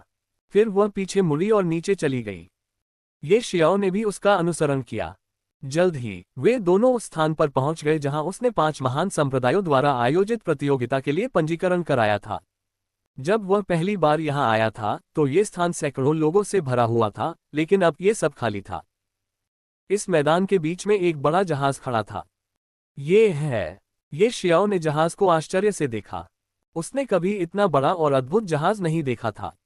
यह एक निम्न श्रेणी का रहस्यमय खजाना है, एक उड़ने वाला जहाज। टोंग नियान ने ये जियाओ को जवाब दिया क्योंकि वह जहाज की ओर आगे बढ़ रही थी। क्या? एक निम्न श्रेणी रहस्यमय श्रेणी का खजाना? ये शियाओ का मुंह खुला का खुला रह गया जब उसने टोंग नियान को ये कहते हुए सुना कि उसके सामने ये अद्भुत जहाज वास्तव में एक निम्न श्रेणी रहस्यमय श्रेणी का खजाना था। बहुत आश्चर्यचकित मत हो, मेरे दादाजी के पास एक मध्यम ग्रेड और एक उच्च ग्रेड रहस्यमय रैंक फ्लाइंग शिप भी थी। टोंग नियान ने एक बार फिर ये जियाओ पर बम विस्फोट किया। ये जियाओ ने आश्चर्य से टोंग नियान को देखा और कहा, आप मुझे यह ऐसे बता रहे हैं जैसे कि ये रहस्यमय रैंक के खजाने नहीं हैं, बल्कि सिर्फ एक साधारण जहाज है। मेरी नज़र में, हाँ, ये जहाज एक साधारण खजाने की तरह ही है। ऊपरी क्षेत्र में ये रहस्यमय रैंक के खजाने सिर्फ कबाड़ की तरह हैं। आप उन्हें हर जगह देख सकते हैं। इसके अलावा ये सभी खजाने कम से कम हाई गार्डे रहस्यमय रैंक या उससे ऊपर के होंगे। टोंग नियान ने एक बार फिर तीर चलाया। ये शियाओ को लगा कि अगर वह टोंग नियान की बात सुनता रहा तो वह पागल हो जाएगा। लेकिन फिर उसने टोंग नियान की बातों में एक बात पर गौर किया। बड़ी बहन नियान, क्या तुम मुझे ऊपरी क्षेत्र की उस बात के बारे में बता सकती हो जो तुमने मुझे अभी बताई है? जब ये शियाओ ने ये पूछा तो टोंग नियान के कदम 2 सेकंड के लिए रुक गए और फिर वह एक बार फिर फ्लाइंग शिप की ओर आगे बढ़ने लगी। इस पल उसे ये भी एहसास हुआ कि उसकी जुबान फिसल गई थी। चलते चलते उसने कहा, जब तुम गुप्त राज्य से बाहर आओगे शायद उस समय तुम्हारा स्वामी तुम्हें बता देगा। ये कहते हुए वह ये शियाओ की ओर देखने के लिए मुड़ी और उसे देखकर मुस्कुराए। फिर वह अचानक हवा में उड़ गई और बहुत तेज गति से वो उड़ते हुए जहाज के डेक पर उतरी। वह इतनी तेज थी कि ये जियाओ को अपनी आंखों के सामने केवल धुंधलापन दिखाई दे रहा था और अगले ही पल उसने फ्लाइंग शिप के डेक पर टोंग नियान को देखा। अध्याय 156 स्वर्गीय गड़गड़ाहट को परिष्कृत करना। टोंग नियान इतना तेज था कि वह अपनी आंखों के सामने केवल धुंधलापन देख पा रहा था और अगले ही पल टोंग नियान उड़ते जहाज के डेक पर था। तो वह वास्तव में मुझसे बहुत अधिक शक्तिशाली है और इस वजह से मैं उसकी साधना को नहीं देख पा रहा था। लेकिन अभी भले ही मेरे सामने 9वें चरण का मार्शल सम्राट क्षेत्र मार्शल कलाकार हो, मैं सिर्फ एक नज़र से उनकी ताकत को देख सकता हूं। तो इसका मतलब है बड़ी बहन टोंग नियान कम से कम एक मार्शल पूर्वज क्षेत्र मार्शल कलाकार है। जैसे ही ये शियाओ ने ये सोचा, उसका मुंह एक बार फिर से खुल गया। वह अपने मन में जो कुछ सोच रहा था उस पर उसे यकीन नहीं हो रहा था, लेकिन कोई और संभावित स्पष्टीकरण नहीं था जो ये बता सके कि वह टोंगनियान की साधना को क्यों नहीं समझ पाया।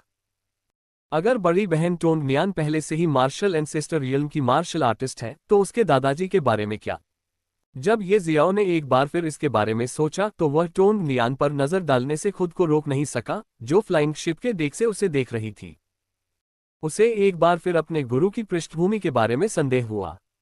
टोंगनियान के दादा उसके गुरु के मित्र थे, तो उसके गुरु में कम से कम उसके दादा के बराबर ताकत होनी चाहिए।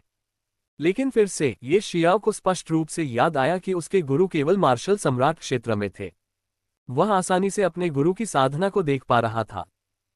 जब उसने इसके बारे में सोचा तो उसे अचानक याद आया कि जब वह अपने मालिक को नवविकसित जेड लोट्स का एक डंठल दे रहा था, तो उसके मालिक ने उस समय उससे कहा था कि जेड लोट्स उसकी बहुत मदद करेगा। क्या मेरे स्वामी घायल हो गए हैं और उनकी चोटों के कारण उनकी साधना भी बहुत कम हो गई है? ये शियाओ ने अपने दिल में सोचा, और जब उसने अपने स्वामी के इर्द गिर्द घूम रहे रहस्य के बारे में सोचा तो उसे लगा कि शायद यही सच है। अरे तुम ऊपर क्यों नहीं आ रहे हो? जब वह अभी भी अपने विचारों में डूबा हुआ था, उसने अचानक टोंगनियान की आवाज सुनी और खुद को वापस आने के लिए मजबूर किया। उसने फिर अपना सिर रगड़ा और हंसा, फिर बोला, मैं आ रहा हूं। इसके साथ ही वह भी उड़ते हुए जहाज की ओर हवा में उड़ गया। लेकिन इस बार वह दिव्य ड्रैगन के पंखों के बिना हवा में उड़ रहा था। वह अब एक मार्शल किंग रियल मार्शल कलाकार था और पंखों की मदद के बिना आकाश में उड़ सकता था। जब वह उड़ते जहाज की ओर उड़ा तो उसे लगा कि वह दिव्य ड्रैगन के पंखों के साथ उतना तेज नहीं था जितना हो सकता था। लगभग 10 सांसों के बाद वह भी टोंगनियान के सामने फ्लाइंग शिप के डेक पर उतरा। टोंगनियान उसे एक कमरे में ले गया और मुस्कुराते हुए कहा, आप यहाँ आराम कर सकते हैं। इस उड़ने वाले जहाज से हमें ग्रैंड जिया साम्राज्य तक पहुंचने में केवल 15 या 16 दिन लगेंगे। भले ही आप पहले से ही 5 दिन देरी से पहुंचे हों, लेकिन इस जहाज से आप अपने स्वामी और उनके साथ उम्मीदवारों से भी पहले ग्रैंड जिया साम्राज्य तक पहुंच सकते हैं। ठीक है। ये शियाओ ने अपना सिर हिलाया और कहा, बड़ी बहन नियान, मैं हमारी यात्रा के दौरान साधना करूंगा, इसलिए जब हमारा गंतव्य आ जाए तो कृपया मुझे जगह देना। ये शियाओ उन 2 प्रकार की विनाशकारी शक्तियों के बारे में अधिक जानना चाहता था जो उसने अपने भीतर महसूस की थी जब उसने नौ ड्रैगन सार्वभौमिक परिसंचरण तकनीक की पहली परत को प्रसारित करते समय स्वर्ग भक्षण करने वाले दिव्य ड्रैगन के अस्तित्व को महसूस करने की कोशिश की थी। इससे पहले वह समय के प्रवाह को महसूस नहीं कर पाया था और इस वजह से उसने सोचा कि पहले टोंगनियान को सूचित करना अच्छा होगा ताकि जब वे ग्रैंड जिया साम्राज्य में पहुंचे तो वह उसे जगा सके। सच में, क्या तुम साधना के दीवाने हो या क्या? टोंगनियान ने ये जियाओ को देखा और निराश स्वर में कहा। वह चाहती थी कि ये जियाओ उसके साथ फ्लाइंग शिप पर बैठकर नज़ारे का आनंद ले, लेकिन अब ये जियाओ ने उसे ग्रैंड जिया साम्राज्य में पहुंचने के बाद उसे जगाने के लिए कहा क्योंकि वह फिर से साधना करने जा रहा था। ये जियाओ ने टोंगनियान को कोई जवाब नहीं दिया। वह बस उसे देखता रहा। उसे इस तरह देखकर टोंगनियान ने आह भरी और कहा, हो ठीक है, जाओ और खेती करो। मैं ग्रैंड जिया साम्राज्य में पहुंचने के बाद तुम्हें जगा दूंगा। धन्यवाद बड़ी बहन नियान। ये जियाओ ने उसे धन्यवाद दिया और तुरंत अपने कमरे में चला गया और दरवाजा बंद कर लिया। टोंगनियान ने जब ये जियाओ का उत्साहित चेहरा देखा तो अपना सिर हिलाया और चली गई। ये शियाओ ने तुरंत स्वर्गीय मोती की दुनिया में प्रवेश किया क्योंकि वह दादा और पोती की जोड़ी का ध्यान आकर्षित नहीं करना चाहता था। हालांकि उसने उस समय टोंगनियान के दादा को नहीं देखा था, लेकिन वह जानता था कि उसके दादा उड़ने वाले जहाज पर थे। ये शियाओ सीधे 9 मंजिला शिवालय की पहली मंजिल पर गया और 9 ड्रैगन सार्वभौमिक परिसंचरण तकनीक की पहली परत का संचार करना शुरू कर दिया। जल्द ही उसने एक बार फिर अपने शरीर के भीतर उन 2 अत्यंत विनाशकारी ऊर्जाओं के अस्तित्व को महसूस किया। इस बार मैं तुम्हें जरूर ढूंढ लूंगा, ये जियाओ ने अपने दिल में कहा और अधिक लगन से इस पर काम करना शुरू कर दिया। पता नहीं कितना समय बीत गया, आखिरकार ये शियाओ ने अपने भीतर 2 विनाशकारी ऊर्जाओं में से एक को खोज लिया। क्या यह नहीं है? ये जियाओ अवाक रह गया जब उसने उस विनाशकारी ऊर्जा को देखा क्योंकि उसने जो विनाशकारी ऊर्जा खोजी थी वह कोई और नहीं बल्कि स्वर्गीय बिजली थी जिसे उसने स्वर्गीय क्लेश से गुजरते समय खाया था। उस समय उसने बिजली की तीसरी कौंध को निगल लिया जो उस समय उसके स्वर्गीय क्लेश का अंतिम आक्रमण भी था। वह एक बार फिर स्वर्ग भक्षक दिव्य ड्रैगन की भक्षण क्षमता से आश्चर्यचकित हो गया। स्वर्ग भक्षक दिव्य ड्रैगन, स्वर्ग और पृथ्वी को खा जाओ और उन्हें अपने लिए उपयोग करो। तो इसका यही मतलब है जब उसने कहा उनका अपने लिए उपयोग करो। जब ये शियाओ ने अपनी चेतना के सागर में पहली बार स्वर्ग भक्षण करने वाले दिव्य ड्रैगन का निर्माण किया तो उसने अपने मन में इसके बारे में जानकारी प्राप्त की। उस समय उसे समझ में नहीं आया कि उन्हें अपने लिए उपयोग करना का क्या मतलब है, और उसने इस पर ज्यादा ध्यान भी नहीं दिया क्योंकि उसे लगा कि यह महत्वपूर्ण नहीं है।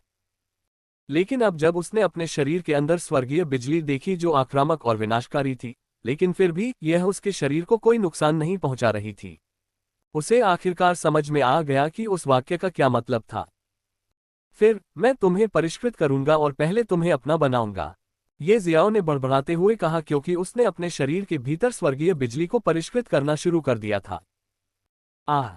जिस क्षण ये शियाओ ने शोधन शुरू किया उसके शरीर में अभी भी शांत पड़ी स्वर्गीय बिजली ने तबाही मचाना शुरू कर दिया। वह दर्द से कराह उठा क्योंकि उसे लगा कि बिजली उसके शरीर को धीरे धीरे जला रही है। भयानक बात यह थी कि यह सब उसके शरीर के अंदर हो रहा था। बिजली बहुत तेज थी लेकिन ये पहले जितनी शक्तिशाली नहीं थी जब यह अभी भी स्वर्गीय क्लेश का हिस्सा थी।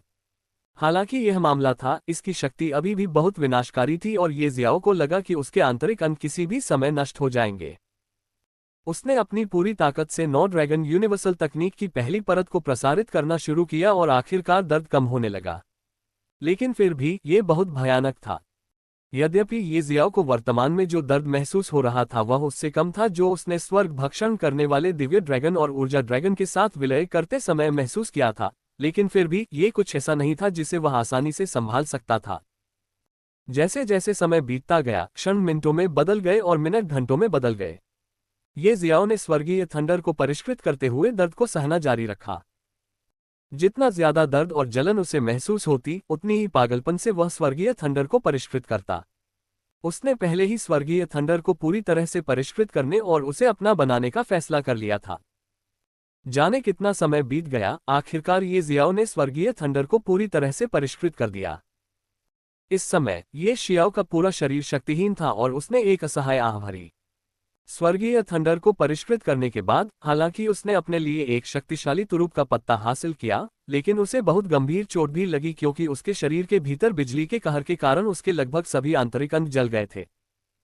ये शियाओ घास के मैदान में पहुंचा, दो ज़ेड लोट्स तोड़े और उन्हें निगल लिया। तुरंत ही उसे अपनी गर्दन से लेकर पेट तक एक ठंडा और मीठा एहसास महसूस हुआ। उसका दर्द थोड़ा कम हुआ और उसे थोड़ा आराम महसूस हुआ। उसने एक बार फिर दो और ज़ेड लोट्स तोड़े और उन्हें निगल लिया। जब उसने दो और ज़ेड लोट्स निगल लिए तभी उसका दर्द पूरी तरह से गायब हो गया और उसे लगा कि उसके अंदरूनी अंग भी 75% से ज्यादा ठीक हो गए हैं। केवल दो और ज़ेड लोट्स और मैं पूरी तरह से ठीक हो सकता हूं, ये जियाओ ने अपने दिल में सोचा। अध्याय 157 जीवन शक्ति सार। ये शियाओ ने अपने आसपास की चीजों को देखते हुए एक लंबी सांस ली। उसने सिर्फ एक ज़ेड लोट्स लगाया था और वह ग्रेड 3 मेडिसिनल हर्ब भी था, लेकिन अब हजारों ज़ेड लोट्स हैं और वे सभी ग्रेड 4 ज़ेड लोट्स हैं। केवल एक बात ने उसे निराश किया और वह बात यह थी कि आत्मा चुराने वाले फल की जड़ अभी भी नहीं उगी थी। बाहरी दुनिया में इसके फिर से उगने का लगभग कोई मौका नहीं था, लेकिन उस समय ये शियाओ ने सोचा कि शायद स्वर्गीय मोती में एक बार फिर से अंकुरित होने का मौका मिलेगा। आखिरकार स्वर्गीय मोती इतना स्वर्ग विरोधी है, लेकिन अब ऐसा लगता है कि वह गलत था। स्वर्गीय मोती में भी आत्मा चोरी फल की जड़ का कोई परिणाम नहीं है।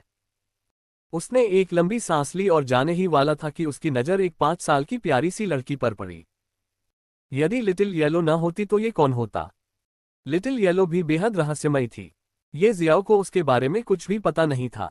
उसने एक बार प्राचीन गोली भगवान और प्राचीन गठन भगवान से प्राप्त यादों को खोजा, लेकिन कोई परिणाम नहीं मिला क्योंकि जिन यादों के साथ वह विलीन हुआ था उनमें केवल गोलियों और गठन से संबंधित जानकारी और ज्ञान था। छोटी पीली, तुम यहाँ हो। ये जियाओ ने उसे देखा और मुस्कुराया। मैंने तुमसे कहा था कि मुझे रानी कहो, लिटिल येलो ने अपनी बचकानी आवाज में कहा। हे, तुम अभी एक छोटी बच्ची हो। जब तुम बड़ी हो जाओगी तो मैं तुम्हें निश्चित रूप से रानी कहूंगी, लेकिन अभी अपनी ओर देखो, तुम कितनी प्यारी हो। ये जियाओ ये कहते हुए लिटिल येलो के सामने आए और उसके दोनों गालों को चुटकी से दबा दिया। आह, तुम क्या कर रहे हो? इससे दर्द हो रहा है। ओह, सॉरी, लेकिन आप बहुत प्यारे लग रहे हैं। क्या आप अपने हाथ पीछे ले सकते हैं? इससे दर्द हो रहा है। ओह, लिटिल येलो, क्या तुम मुझे उस हरे तरल पदार्थ की कुछ बूंदें दे सकती हो जिसने मुझे उस समय पूरी तरह से ठीक कर दिया था जब मैं गंभीर रूप से घायल था।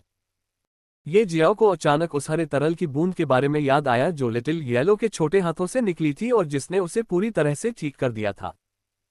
उस समय जब वह स्वर्गीय संकट से गुजर रहा था तो बिजली के दूसरे झटके से वह जलकर काला हो गया था। चाहे उसका बाहरी शरीर हो या भीतरी शरीर, उसका पूरा शरीर जल गया था, लेकिन फिर भी लिटिल येलो के हाथों से निकले उस हरे तरल की सिर्फ एक बूंद से वह पूरी तरह ठीक हो गया। उसने जो देखा और अनुमान लगाया था उसके अनुसार उसके गुरु भी गंभीर रूप से घायल हो गए थे और उनकी चोट के कारण उनके गुरु की साधना मार्शल सम्राट क्षेत्र में गिर गई है। अगर वह अपने गुरु को उस हरे तरल की एक बूंद भी दे सकता है तो पूरी तरह से नहीं तो कम से कम उसके गुरु उसकी आधी चोटों को ठीक कर सकते हैं। इसीलिए उसने अचानक लिटिल येलो से हरा तरल पदार्थ मांगा। ये कोई हरा तरल पदार्थ नहीं है बल्कि मेरा जीवन शक्तिसार है। क्या आपको लगता है कि कोई भी यादृच्छिक चीज आपको इस हद तक ठीक कर सकती है कि आपके शरीर पर एक खरोंच भी नहीं दिखाई देगी? जीवन शक्ति सार। जब लिटिल येलो ने कहा कि हरे तरल की वह बूंद वास्तव में उसकी जीवन शक्ति सार की बूंद थी तो वह इतना हैरान हुआ कि कुछ देर तक वह कुछ भी नहीं बोल सका। हाँ, जीवन शक्ति सार। उस समय तुम वाकई बहुत बुरी तरह घायल हो गए थे और सिर्फ इसी वजह से मैंने तुम पर अपने जीवन शक्ति सार की एक बूंद का इस्तेमाल किया। अपने जीवन शक्ति सार की एक भी बूंद बाहर निकालने से मेरा विकास धीमा हो सकता है। अगर मैं अपने जीवन शक्ति सार की एक और बूंद बाहर निकालूं तो इससे मुझे बहुत नुकसान होगा। तो मैं तुम्हें अपने जीवन सार की एक भी बूंद नहीं दे सकता। लिटिल येलो ने ये जियाओ को देखा और उसे समझाया। क्या आपके जीवन शक्ति सार को बहाल करने या यहां तक कि बढ़ाने का कोई तरीका है? ये जियाओ हार नहीं मानना चाहता था, इसलिए उसने कुछ देर सोचा और फिर से पूछा। लिटिल येलो ने ये जियाओ को देखा और कहा, हाँ, लेकिन मेरे जीवन शक्ति सार को बहाल करना या बढ़ाना बहुत मुश्किल है। बस कह दो, मैं तुम्हारी जीवन शक्ति बढ़ाने की पूरी कोशिश करूंगा। ये शियाओ ने दृढ़ निश्चय के साथ कहा। तुम मेरे जीवन शक्ति सार को इतना क्यों चाहते हो? जब लिटिल येलो ने देखा कि ये जियाओ उसकी जीवन शक्ति सार को बढ़ाने में मदद करने के लिए दृढ़ संकल्पित है तो वही ये जियाओ को संदेह से देखने से खुद को रोक नहीं सकी। जब ये शियाओ ने पहली बार उससे उसके जीवन तत्व की कुछ बूंदें मांगी तो उसने सोचा कि ऐसा इसलिए था क्योंकि वह उसे अपने लिए रखना चाहता था। आखिरकार उसका जीवन तत्व किसी भी स्वर्गीय खजाने से भी अधिक कीमती था। लेकिन अब जब उसने ये जियाओ का दृढ़ चेहरा देखा तो उसकी सोच का तरीका बदल गया। इस तरह का दृढ़ संकल्प किसी के चेहरे पर तभी देखा जा सकता है जब वह अपने माता पिता, भाई बहनों या प्रेमियों के लिए कुछ करना चाहता हो। मेरे गुरु, मुझे लगता है कि वह बुरी तरह घायल हो गए हैं और इसलिए मैं उन्हें ठीक करने में मदद करना चाहता हूँ। ये जियाओ ने यह नहीं छिपाया कि वह उनसे उनका जीवन शक्ति सार क्यों चाहता था। उसने उसे कारण बताया। जब लिटिल येलो ने उसकी बात सुनी तो उसने अपना सिर हिलाया और कहा, मेरी जीवन शक्ति बढ़ाने के कई तरीके हैं लेकिन हर तरीका खतरनाक है। अगर तुम उन चीजों को पाना चाहते हो तो तुम्हें ज्यादातर किस्मत पर निर्भर रहना होगा। क्या तुम सच में उन चीजों को खोजना चाहते हो? मुझे यकीन है। ये जियाओ ने बिना किसी हिचकिचाहट के अपना सिर हिलाया। लिटिल येलो के बचकाने चेहरे पर एक प्यारी सी मुस्कान उभरी। उसने उसकी ओर देखा और कहा, तुम गुप्त क्षेत्र में प्रवेश करने जा रहे हो, है न? हाँ। रुको, तुम्हें कैसे पता? ये जियाओ ने लिटिल येलो को आश्चर्य से देखा। वह सीक्रेट रियल्म के लिए ग्रैंड जिया एम्पायर जा रहा था लेकिन उसने लिटिल येलो को इस मामले के बारे में कभी नहीं बताया, न ही उसने उसके सामने सीक्रेट रियल्म के बारे में बात की। फिर उसे सीक्रेट रियल्म के मामले के बारे में कैसे पता चला? मुझे सब पता है, आखिरकार मैं वर्तमान में तुम्हारे दिल में निवास कर रहा हूं। लिटिल येलो ने ये जियाओ को देखा और उसके बचकाने चेहरे पर मुस्कान और भी उज्ज्वल हो गई। ये जियाओ ने उसे ऐसे देखा जैसे वह किसी राक्षस को देख रहा हो। जब से वह उससे मिला था उसे पता था कि लिटिल येलो का अस्तित्व बहुत रहस्यमय है। न केवल उसका अस्तित्व बल्कि वह खुद भी बहुत रहस्यमय है। लेकिन क्या ये बहुत ज्यादा नहीं है? लिटिल येलो आखिर है क्या? वह कैसे? रुको, स्वर्ग भक्षण करने वाला दिव्य ड्रैगन भी जानता था कि उसे ये शियाओ की साधना तकनीक से बनाया गया था। उसे लिटिल येलो के अस्तित्व के बारे में भी पता था और वह जानती थी कि वह उसे ठीक कर सकती है। ये शियाओ के दिल में कई सवाल आने लगे लेकिन जितना अधिक वह इन चीजों के बारे में सोचता यह मामला उतना ही जटिल होता जाता। हाँ, मैं हूं। ये जियाओ को नहीं पता था कि क्या कहना है, इसलिए उसने बस लिटिल येलो के सवाल का जवाब दिया। गुप्त क्षेत्र में प्रवेश करने के बाद मैं आपको उन चीजों की खोज में मदद करूंगा जो मेरी जीवन शक्ति सार को बढ़ाने में मेरी मदद कर सकती हैं।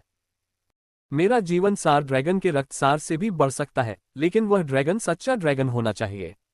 लिटिल येलो ने अपनी बचकानी आवाज में उससे कहा। एक सच्चा ड्रैगन। ये जियाओ ने असमंजस में उसकी ओर देखा। हाँ, एक सच्चा ड्रैगन। इस दुनिया में बहुत सारे ड्रैगन हैं, लेकिन हर ड्रैगन सच्चा ड्रैगन नहीं है। उनमें से कुछ बाढ़ के ड्रैगन हैं, कुछ सांप से विकसित हुए हैं और कुछ में ड्रैगन का खून है, लेकिन ये सच्चे ड्रैगन नहीं है।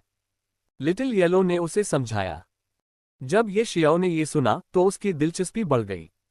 उसने लिटिल येलो की ओर देखा और पूछा, तो मैं असली ड्रैगन को कैसे पहचानूंगा? तुम्हें तब पता चलेगा जब तुम एक असली ड्रैगन देखोगे। लिटिल येलो ने ये जियाओ को देखा और कहा। ये शियाओ को नहीं पता था कि एक सच्चे ड्रैगन को कैसे पहचाना जाए, लेकिन वह अब स्वर्ग भक्षण करने वाले दिव्य ड्रैगन के साथ विलीन हो चुका था और इस वजह से वह आसानी से एक सच्चे ड्रैगन और एक झूठे ड्रैगन के बीच अंतर बता सकता था। लेकिन ये बात कुछ ऐसी थी जो ये जियाओ को पता नहीं थी। उसने स्वर्ग भक्षण करने वाले दिव्य ड्रैगन के अलावा कभी कोई ड्रैगन नहीं देखा था। वह अन्य ड्रैगन के बारे में भी बहुत उत्सुक था। जब उसने लिटिल येलो को ये कहते हुए सुना कि उसे पता चल जाएगा कि वह असली ड्रैगन कब देखेगा, तो वह उलझन में पड़ गया। ठीक है, स्वर्ग भक्षण करने वाले दिव्य ड्रैगन में तब्दील होने के बाद आप मुझे अपना रक्तसार भी दे सकते हैं। आप जिस तकनीक का अभ्यास कर रहे हैं वह एक बहुत ही चमत्कारी तकनीक है। जब आप मानव रूप में होते हैं तो आपके शरीर के भीतर बहने वाला रक्त एक मानव का होता है, और जब आप स्वर्ग भक्षण करने वाले दिव्य ड्रैगन में तब्दील हो जाते हैं तो आपके शरीर के भीतर बहने वाला रक्त भी आपके साथ बदल जाता है। उस समय आपके शरीर के भीतर बहने वाला रक्त स्वर्ग भक्षण करने वाले दिव्य ड्रैगन का होगा। क्या ये दिलचस्प नहीं है? लिटिल येलो ने फिर कुछ ऐसा कहा जिससे ये जियाओ को एक साथ कई भावनाएं महसूस होने लगी। वह आश्चर्यचकित था, उत्सुक था और साथ ही हैरान भी। इस समय उसे समझ में नहीं आ रहा था कि क्या कहे। अध्याय 158 कुछ रहस्य।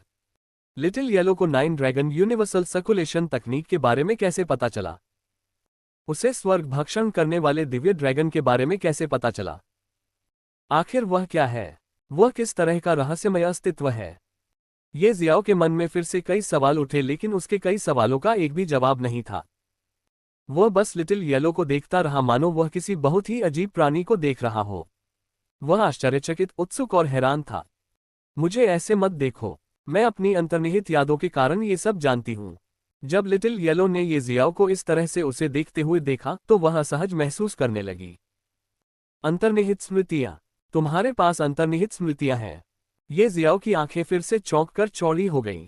वह साधना जगत के बारे में ज्यादा नहीं जानता था, लेकिन वह जानता था कि अंतर्निहित स्मृतियां ऐसी चीज हैं जो केवल उच्च श्रेणी के जादुई जानवरों के पास होनी चाहिए, जैसे कि ड्रैगन, फीनिक्स और कई अन्य प्रकार के जादुई जानवर। हाँ, अंतर्निहित स्मृतियां। जैसा कि आप जानते होंगे, अंतर्निहित स्मृतियां ऐसी चीज होती हैं जो बहुत शक्तिशाली पूर्वज से आती हैं। ग्रेड 3 जादुई जानवर के रूप में विकसित होने के बाद मैंने अपनी अंतर्निहित स्मृतियों को भी जागृत किया। मेरी अंतर्निहित स्मृतियों में स्वर्ग भक्षण करने वाले दिव्य ड्रैगन के बारे में जानकारी है। जैसा कि मैंने आपको पहले बताया, मैं महसूस कर सकता हूं कि आप किसी तरह से ड्रैगन से संबंधित हैं। मेरी अंतर्निहित स्मृतियों के जागृत होने के बाद मैं अब आसानी से बता सकता हूं कि उस समय मैंने जिस ड्रैगन की उपस्थिति महसूस की थी वह स्वर्ग भक्षण करने वाला दिव्य ड्रैगन था। लिटिल येलो ने ये जियाओ को बताया कि उसे स्वर्ग भक्षण करने वाले दिव्य ड्रैगन के बारे में कैसे पता चला। तो फिर आप कैसे बता सकते हैं कि आपको कैसे पता चला कि मैं किस साधना तकनीक का अभ्यास कर रहा हूं? ये जियाओ को अभी भी संदेह था और इसलिए उसने फिर से एक महत्वपूर्ण प्रश्न पूछा। लिटिल येलो ने अपने बचकाने चेहरे से उसकी ओर देखा और कहा, मुझे आपकी साधना तकनीक के बारे में कुछ भी नहीं पता। क्या आपने नहीं कहा था कि मेरी साधना तकनीक बहुत चमत्कारी है? और ये क्या मैंने बताया कि आप कौन सी साधना तकनीक अपना रहे हैं? इससे पहले कि ये जियाओ अपनी बात पूरी कर पाता, लिटिल येलो ने बीच में ही उसकी बात काट दी और पूछा। नहीं नहीं, ये जियाओ ने अपना सिर हिलाया क्योंकि यह सच था।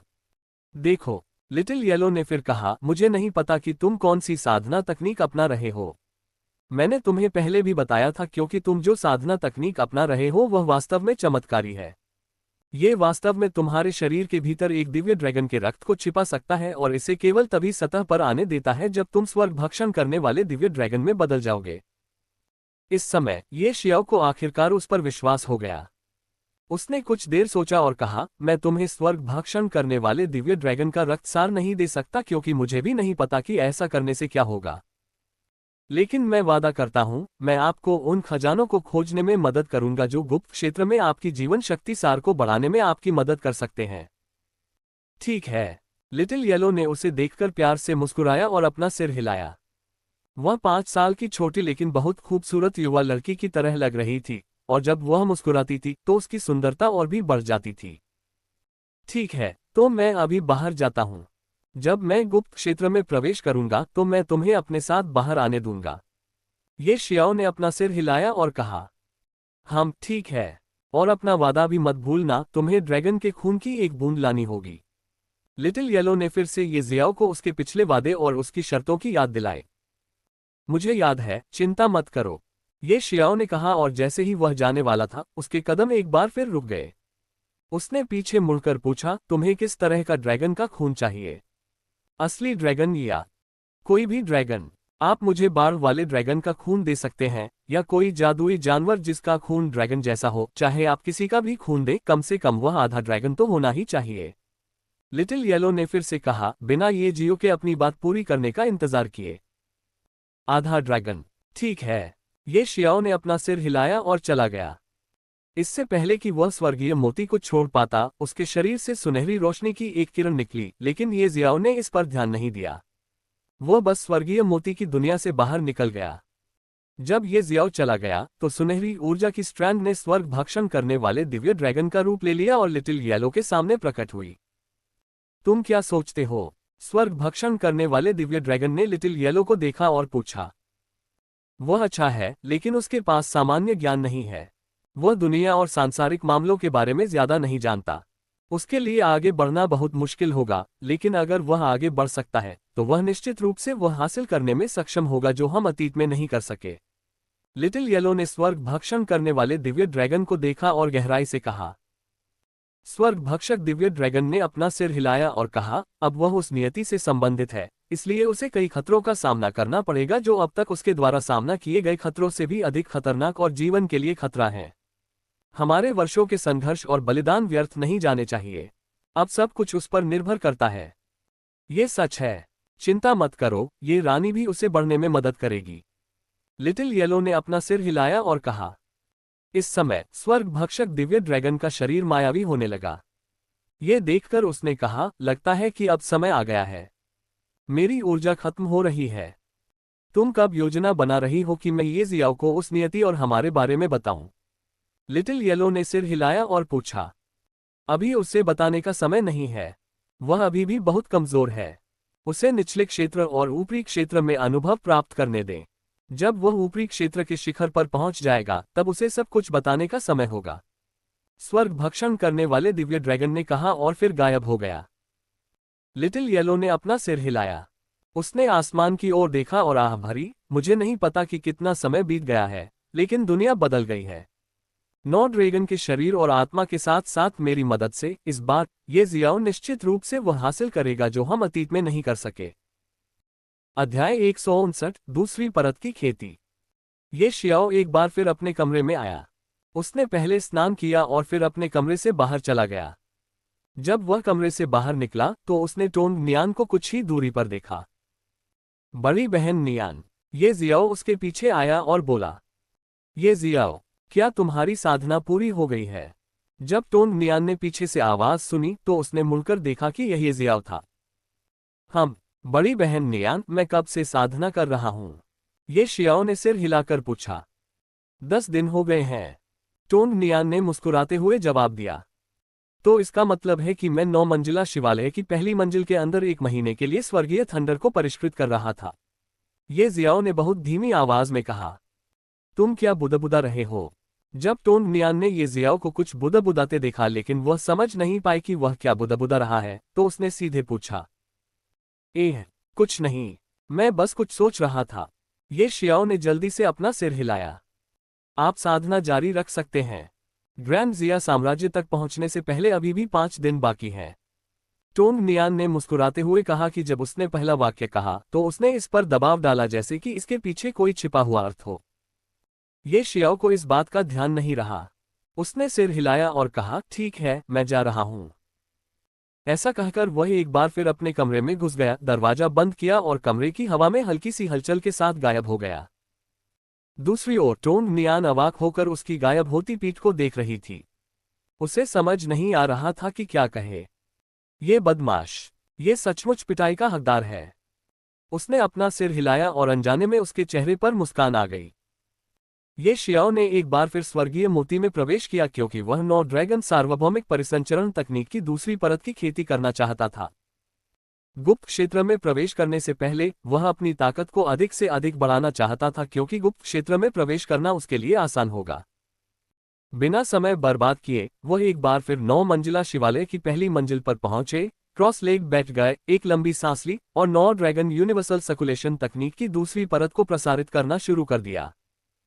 ये देखकर कि वह 9 ड्रैगन सार्वभौमिक परिसंचरण तकनीक की दूसरी परत को प्रसारित करने में सक्षम था, वह तुरंत उत्साहित हो गया। जब वह अभी भी 9 ड्रैगन यूनिवर्सल सर्कुलेशन तकनीक की पहली परत की साधना कर रहा था, तो उसने दूसरी परत को प्रसारित करने की कोशिश की लेकिन असफल रहा। अब जब वह 9 ड्रैगन यूनिवर्सल सर्कुलेशन तकनीक की दूसरी परत को सफलतापूर्वक प्रसारित करने में सक्षम था, तो वह उत्साहित क्यों न हो। 9 ड्रैगन यूनिवर्सल परिसंचरण तकनीक की दूसरी परत की खेती करने में सक्षम होने का क्या मतलब है? इसका मतलब है कि अब वह अपनी चेतना के सागर के अंदर एक और ड्रैगन बना सकता है। इसका मतलब है कि वह नए ड्रैगन से नई क्षमताएं हासिल कर सकता है। इसका मतलब है कि वह फिर से शक्तिशाली बन सकता है। ये शियाओ अपनी पूरी ताकत से 9 ड्रैगन सार्वभौमिक परिसंचरण तकनीक की दूसरी परत का परिसंचरण कर रहा था। उसने अपनी साधना तकनीक की दूसरी परत के परिसंचरण पर पूरा ध्यान केंद्रित किया। समय बीतता रहा लेकिन उसकी चेतना के सागर में कोई बदलाव नहीं आया। लेकिन वह निराश नहीं हुआ। ये शियाओ ने हार नहीं मानी, वह 9 ड्रैगन यूनिवर्सल सर्कुलेशन तकनीक की दूसरी परत का सर्कुलेशन जारी रखता है। वह नहीं जानता था कि कितना समय बीत गया, लेकिन फिर भी चाहे वह अपनी साधना तकनीक की दूसरी परत पर कितना ही ध्यान केंद्रित कर रहा था, वह अपनी चेतना के सागर के अंदर दूसरे ड्रैगन को बनाने में सक्षम नहीं था। ये शियाओ निराश हो गया। जैसे ही वह हार मानने वाला था, उसने अपनी चेतना के सागर में हल्की सी लहर महसूस की। वह तुरंत उत्साहित हो गया क्योंकि उसे समझ में आ गया कि दूसरा ड्रैगन उसकी चेतना के सागर में बनने वाला है। उत्साहित होकर उन्होंने अपनी पूरी शक्ति के साथ 9 ड्रैगन सार्वभौमिक परिसंचरण तकनीक की दूसरी परत का परिसंचरण करना शुरू कर दिया। उसने एक कोकून देखा जो सर्पाकार पैटर्न से ढका हुआ था और उसकी चेतना के सागर में दिखाई दे रहा था। यह एक ड्रैगन अंडे की तरह था। सर्पाकार पैटर्न वाला कोकून धीरे धीरे चमक रहा था, एक पल प्रकाश, एक पल अंधेरा। इस कोकून के भीतर जीवन का एक बहुत शक्तिशाली उतार चढ़ाव भड़क रहा था, जो ये शियाओ के शरीर से बहुत करीब से जुड़ा हुआ लग रहा था। ये देखकर ये शियाओ हैरान रह गया। पहले जब उसने स्वर्ग भक्षण करने वाले दिव्य ड्रैगन का निर्माण किया था, तो ऐसा कोई कोकून नहीं बना था। स्वर्ग भक्षण करने वाले दिव्य ड्रैगन का शरीर सीधे ही बन गया था, लेकिन अब जब वह अपना दूसरा ड्रैगन बनाने की कोशिश कर रहा था, तो उसके निर्माण की प्रक्रिया अलग थी। ये जियाओ ने हल्के से महसूस किया कि उसके मांस और रक्त का सार एक साथ इकट्ठा होना शुरू हो गया है, और जब ऐसा हुआ तो उसकी चेतना के समुद्र के अंदर कोकून के भीतर की जीवन शक्ति ये जियाओ की अपनी जीवन शक्ति के साथ इकट्ठा होने लगी। कोकून के भीतर का छोटा सा जीवन अंततः बाहर आने के लिए तैयार था। एक चमकदार दिव्य प्रकाश चमक उठा। उसकी चेतना के सागर के अंदर ऐसा लग रहा था जैसे सूरज उग रहा हो। यह अविश्वसनीय रूप से सुंदर लग रहा था। इस कोकून के केंद्र में एक छोटा भ्रूणीय जीवन रूप देखा जा सकता था जो धीरे धीरे प्रजनन कर रहा था। हालांकि ये जीव नश्वर मां के गर्भ में पल रहे बच्चे से भी छोटा था। ये केवल एक हथेली के आकार का था और बेहद नाजुक दिख रहा था। चेतना के सागर में धीरे धीरे कोकून बढ़ने लगा और पलक झपकते ही वह कई गुना बढ़ गया और कोकून की दीवारें पारदर्शी और पतली हो गईं, जिनमें जीवन की धड़कनें थीं। कोई भी व्यक्ति स्पष्ट रूप से देख सकता था कि उसके भीतर जीवन पनप रहा था। ये नन्हा सा जीव पूरी तरह से लाल और साफ था, मानो इसे सबसे खूबसूरत जैद से तराशा गया हो। ये कोकून के भीतर ऐसे हिल रहा था मानो इसे विकास की इस धीमी गति का आनंद मिल रहा हो। पा पा कोकून ऐसे धड़क रहा था मानो उसके भीतर खून धड़क रहा हो। कोकून की सतह पर कुछ दरारें दिखाई देने लगीं। कच दरार पूरे कोकून में फैलने लगी। बूम! एक तेज आवाज के साथ उसकी चेतना के सागर में एक विस्फोट गूंज उठा। उसकी चेतना के सागर में उतार चढ़ाव इतना भारी हो गया कि इसने ये जियाओ को पीछे हटने पर मजबूर कर दिया। अध्याय 160 दिव्य आत्मा सम्राट ड्रैगन। ये जियाओ ने अपनी आंखें खोली, एक लंबी सांस ली और फिर उसे छोड़ दिया। वह इतना सदमे में था कि वह कुछ भी बता नहीं सका। वास्तव में उसे अपनी चेतना के सागर से पीछे हटने के लिए मजबूर होना पड़ा। इस बार उसने किस तरह का ड्रैगन बनाया है? कुछ देर सांस लेने के बाद उसने एक बार फिर अपनी आंखें बंद कर ली और चेतना के सागर के अंदर देखने लगा। जब उसने एक बार फिर अपनी चेतना के सागर में झांका तो उसने अपने सामने एक शक्तिशाली अजगर को खड़ा देखा। यह ड्रैगन हल्के नीले रंग का था। ये शियाओ को यह जानकर आश्चर्य हुआ कि वह वास्तव में इस ड्रैगन के शरीर के माध्यम से अपनी चेतना के समुद्र के दूसरे छोर को देख सकता है। ड्रैगन का पूरा शरीर न केवल हल्के नीले रंग का था बल्कि पारदर्शी भी था। उसके शरीर पर अनगिनत हल्के नीले रंग के शल्क थे जो पारदर्शी भी थे। वह अपनी चेतना के सागर के दूसरे छोर को तो देख सकता था लेकिन इस ड्रैगन के अंदरूनी शरीर को नहीं देख सकता था। स्वर्ग भक्षण करने वाले दिव्य ड्रैगन से उसे जो महसूस हुआ वह उसका प्रभुत्व था। स्वर्ग भक्षण करने वाला दिव्य ड्रैगन बहुत ही दबंग और भयानक था। उसे ऐसा महसूस हुआ जैसे वह स्वर्ग की ओर देख रहा हो। दूसरी ओर इस हल्के नीले रंग के पारदर्शी ड्रैगन ने न तो उसे प्रभुत्व का एहसास कराया और न ही यह महसूस कराया कि यह ड्रैगन डरावना है। उसे इस ड्रैगन से जो महसूस हुआ वह था रहस्य। उसे लगा कि यह ड्रैगन बहुत रहस्यमय है। वाह! अचानक हल्के नीले रंग के ड्रैगन की आंखें खुल गईं। विशाल ड्रैगन की आंखें समुद्र की तरह नीली थीं। अचानक उसकी आंखों से नीली रोशनी की दो किरणें निकलीं और ये जियाओ को चकमा देने का कोई मौका दिए बिना सीधे ये जियाओ की भौहों के बीच में घुस गईं। आह! ये शियाओ दर्द से कराह उठा क्योंकि उसे लगा कि उसके दिमाग में नई जानकारी आ रही है। दिव्य आत्मा सम्राट ड्रैगन। कुछ क्षण बाद जब ये शियाओ का दर्द कम हुआ तो उसने अंततः प्राप्त जानकारी की जांच की। ये नाम भी बहुत प्रभावशाली था लेकिन वह नहीं जानता था कि ये दिव्य आत्मा सम्राट ड्रैगन भी स्वर्ग भक्षक दिव्य ड्रैगन जितना शक्तिशाली है या नहीं। वह अभी भी अपने विचारों में मग्न था जब उसे लगा कि कोई बड़ा खतरा उसकी ओर आ रहा है। ये शियाओ ने जल्दी से अपना सिर उठाया और देखा कि दिव्य आत्मा सम्राट ड्रैगन अपना मुंह चौड़ा करके खोल रहा है। गर्जन। तीनों मंजिला पगोडा की पहली मंजिल पर ड्रैगन की दहाड़ गूंज उठी। ये शियाओ ने देखा कि दिव्य आत्मा सम्राट ड्रैगन के मुंह से प्रकाश की एक गहरी नीली किरण निकली और चेतना के सागर में फैल गई। गड़गड़ाहट, गड़गड़ाहट। जैसे कि बादल में गड़गड़ाहट हो रही हो, ये शियाओ ने एक अजीब सी आवाज सुनी और इस आवाज के साथ उसने देखा कि उसकी चेतना का सागर बदलने लगा। आह! ये जियाओ का दर्द अभी कम हुआ था लेकिन अब वह एक बार फिर दर्द से चिल्ला उठा। चेतना का सागर सीधे व्यक्ति की आत्मा से जुड़ा होता है। इस बार जब उसने अपने चेतना सागर में कुछ परिवर्तन होते देखा तो उसे बहुत दर्द हुआ, इतना दर्द कि वह चीखने के साथ ही बेहोश हो गया। दूसरी ओर उसकी चेतना के सागर के अंदर मानो तूफान आ गया। उसकी चेतना के सागर में आत्मिक ऊर्जा की लहर प्रकट हुई और समुद्र में आई सुनामी की तरह प्रचंड होने लगी। लहरें दर लहर आत्मिक ऊर्जाएं प्रकट हुईं और एक दूसरे से टकराईं। आत्मा ऊर्जा की हर टक्कर के साथ ये शियाओ की चेतना के सागर में एक परिवर्तन हुआ। आत्मा ऊर्जा की हर टक्कर के साथ उसका शरीर और भी अधिक कांप रहा था। आह! ये जियाओ को इतना दर्द हो रहा था कि बेहोशी की हालत में भी वह जोर से चिल्ला उठा। कुछ ही समय बाद उसकी आत्मा भी बदलने लगी। उसकी चेतना के सागर में एक बड़ा परिवर्तन हो रहा था लेकिन उसे इसका पता नहीं था। आखिरकार वह अभी भी बेहोश था। कौन जानता है कि कितना समय बीत गया। जब ये जियाओ ने अपनी आंखें खोली तो उसने खुद को उड़ते जहाज के कमरे में बिस्तर पर पाया। उसका सिर अभी भी भारी था और सिर में अभी भी दर्द का एहसास था। उसने अपने दोनों हाथों से अपना सिर पकड़ लिया। वह ज्यादा देर तक नहीं जागा और फिर से सो गया।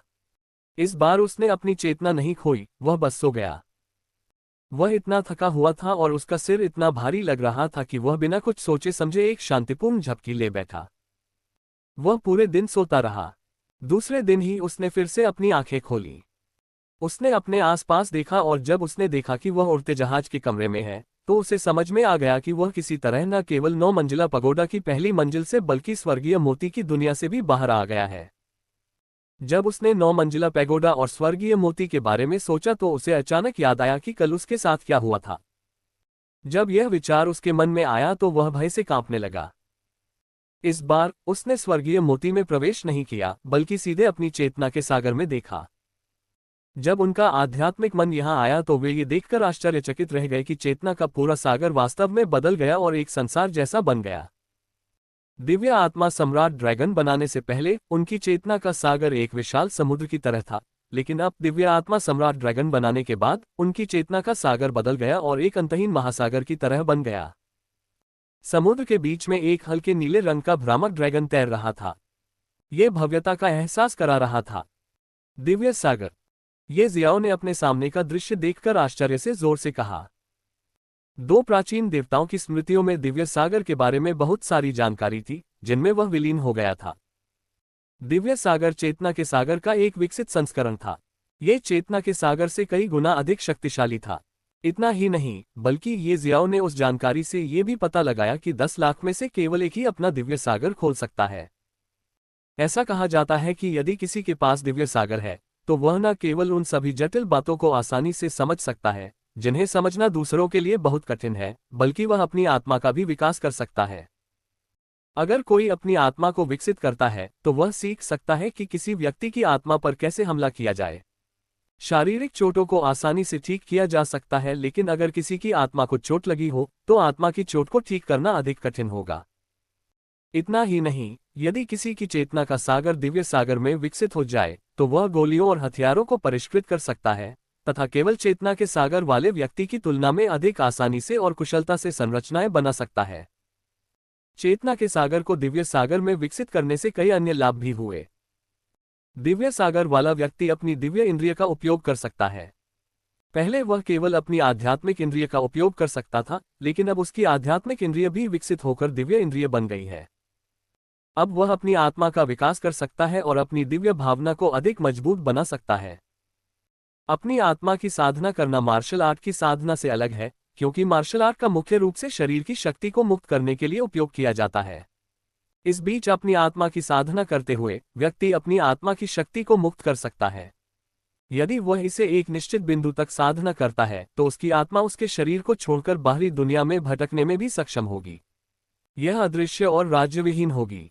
कोई भी व्यक्ति जो आत्मा के मामले में उससे कमजोर है, उसकी आत्मा को बाहर नहीं देख सकता या महसूस नहीं कर सकता। ये जीवन भर का लक्ष्य है और कई मजबूत मार्शल कलाकारों द्वारा इसके लिए प्रयास किया जाता है। ये शियाओ ने कई चीजों की कल्पना करना शुरू कर दिया, जैसे कि जब वह घर पर अकेला बैठा होगा और उसकी आत्मा स्वर्ग और पृथ्वी के बीच भटक रही होगी, आकाश में उड़ेगी और जमीन में प्रवेश करेगी। सर्वशक्तिमान होने के बावजूद भी उसके शरीर की ताकत से कमजोर नहीं। वह कितना विकट होगा।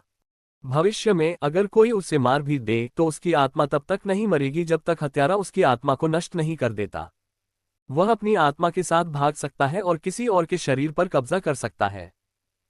वह अपने लिए भी एक शरीर बना सकता है, लेकिन ऐसा करने के लिए उसे एक निश्चित मात्रा में आत्मिक शक्ति की आवश्यकता होगी तथा कुछ भाग्यशाली मुठभेड़ों का सामना करना होगा। अपने दिव्य सागर को जागृत करने के कई लाभ थे, और अब वे लाभ ये जियाओ के थे। ये शियाओ ने दिव्य आत्मा सम्राट ड्रैगन को देखा, जो अंतहीन समुद्र के बीच में अपनी आंखें बंद करके तैर रहा था। वह जानता था कि यह सब उसे दिव्य आत्मा सम्राट ड्रैगन ने दिया था।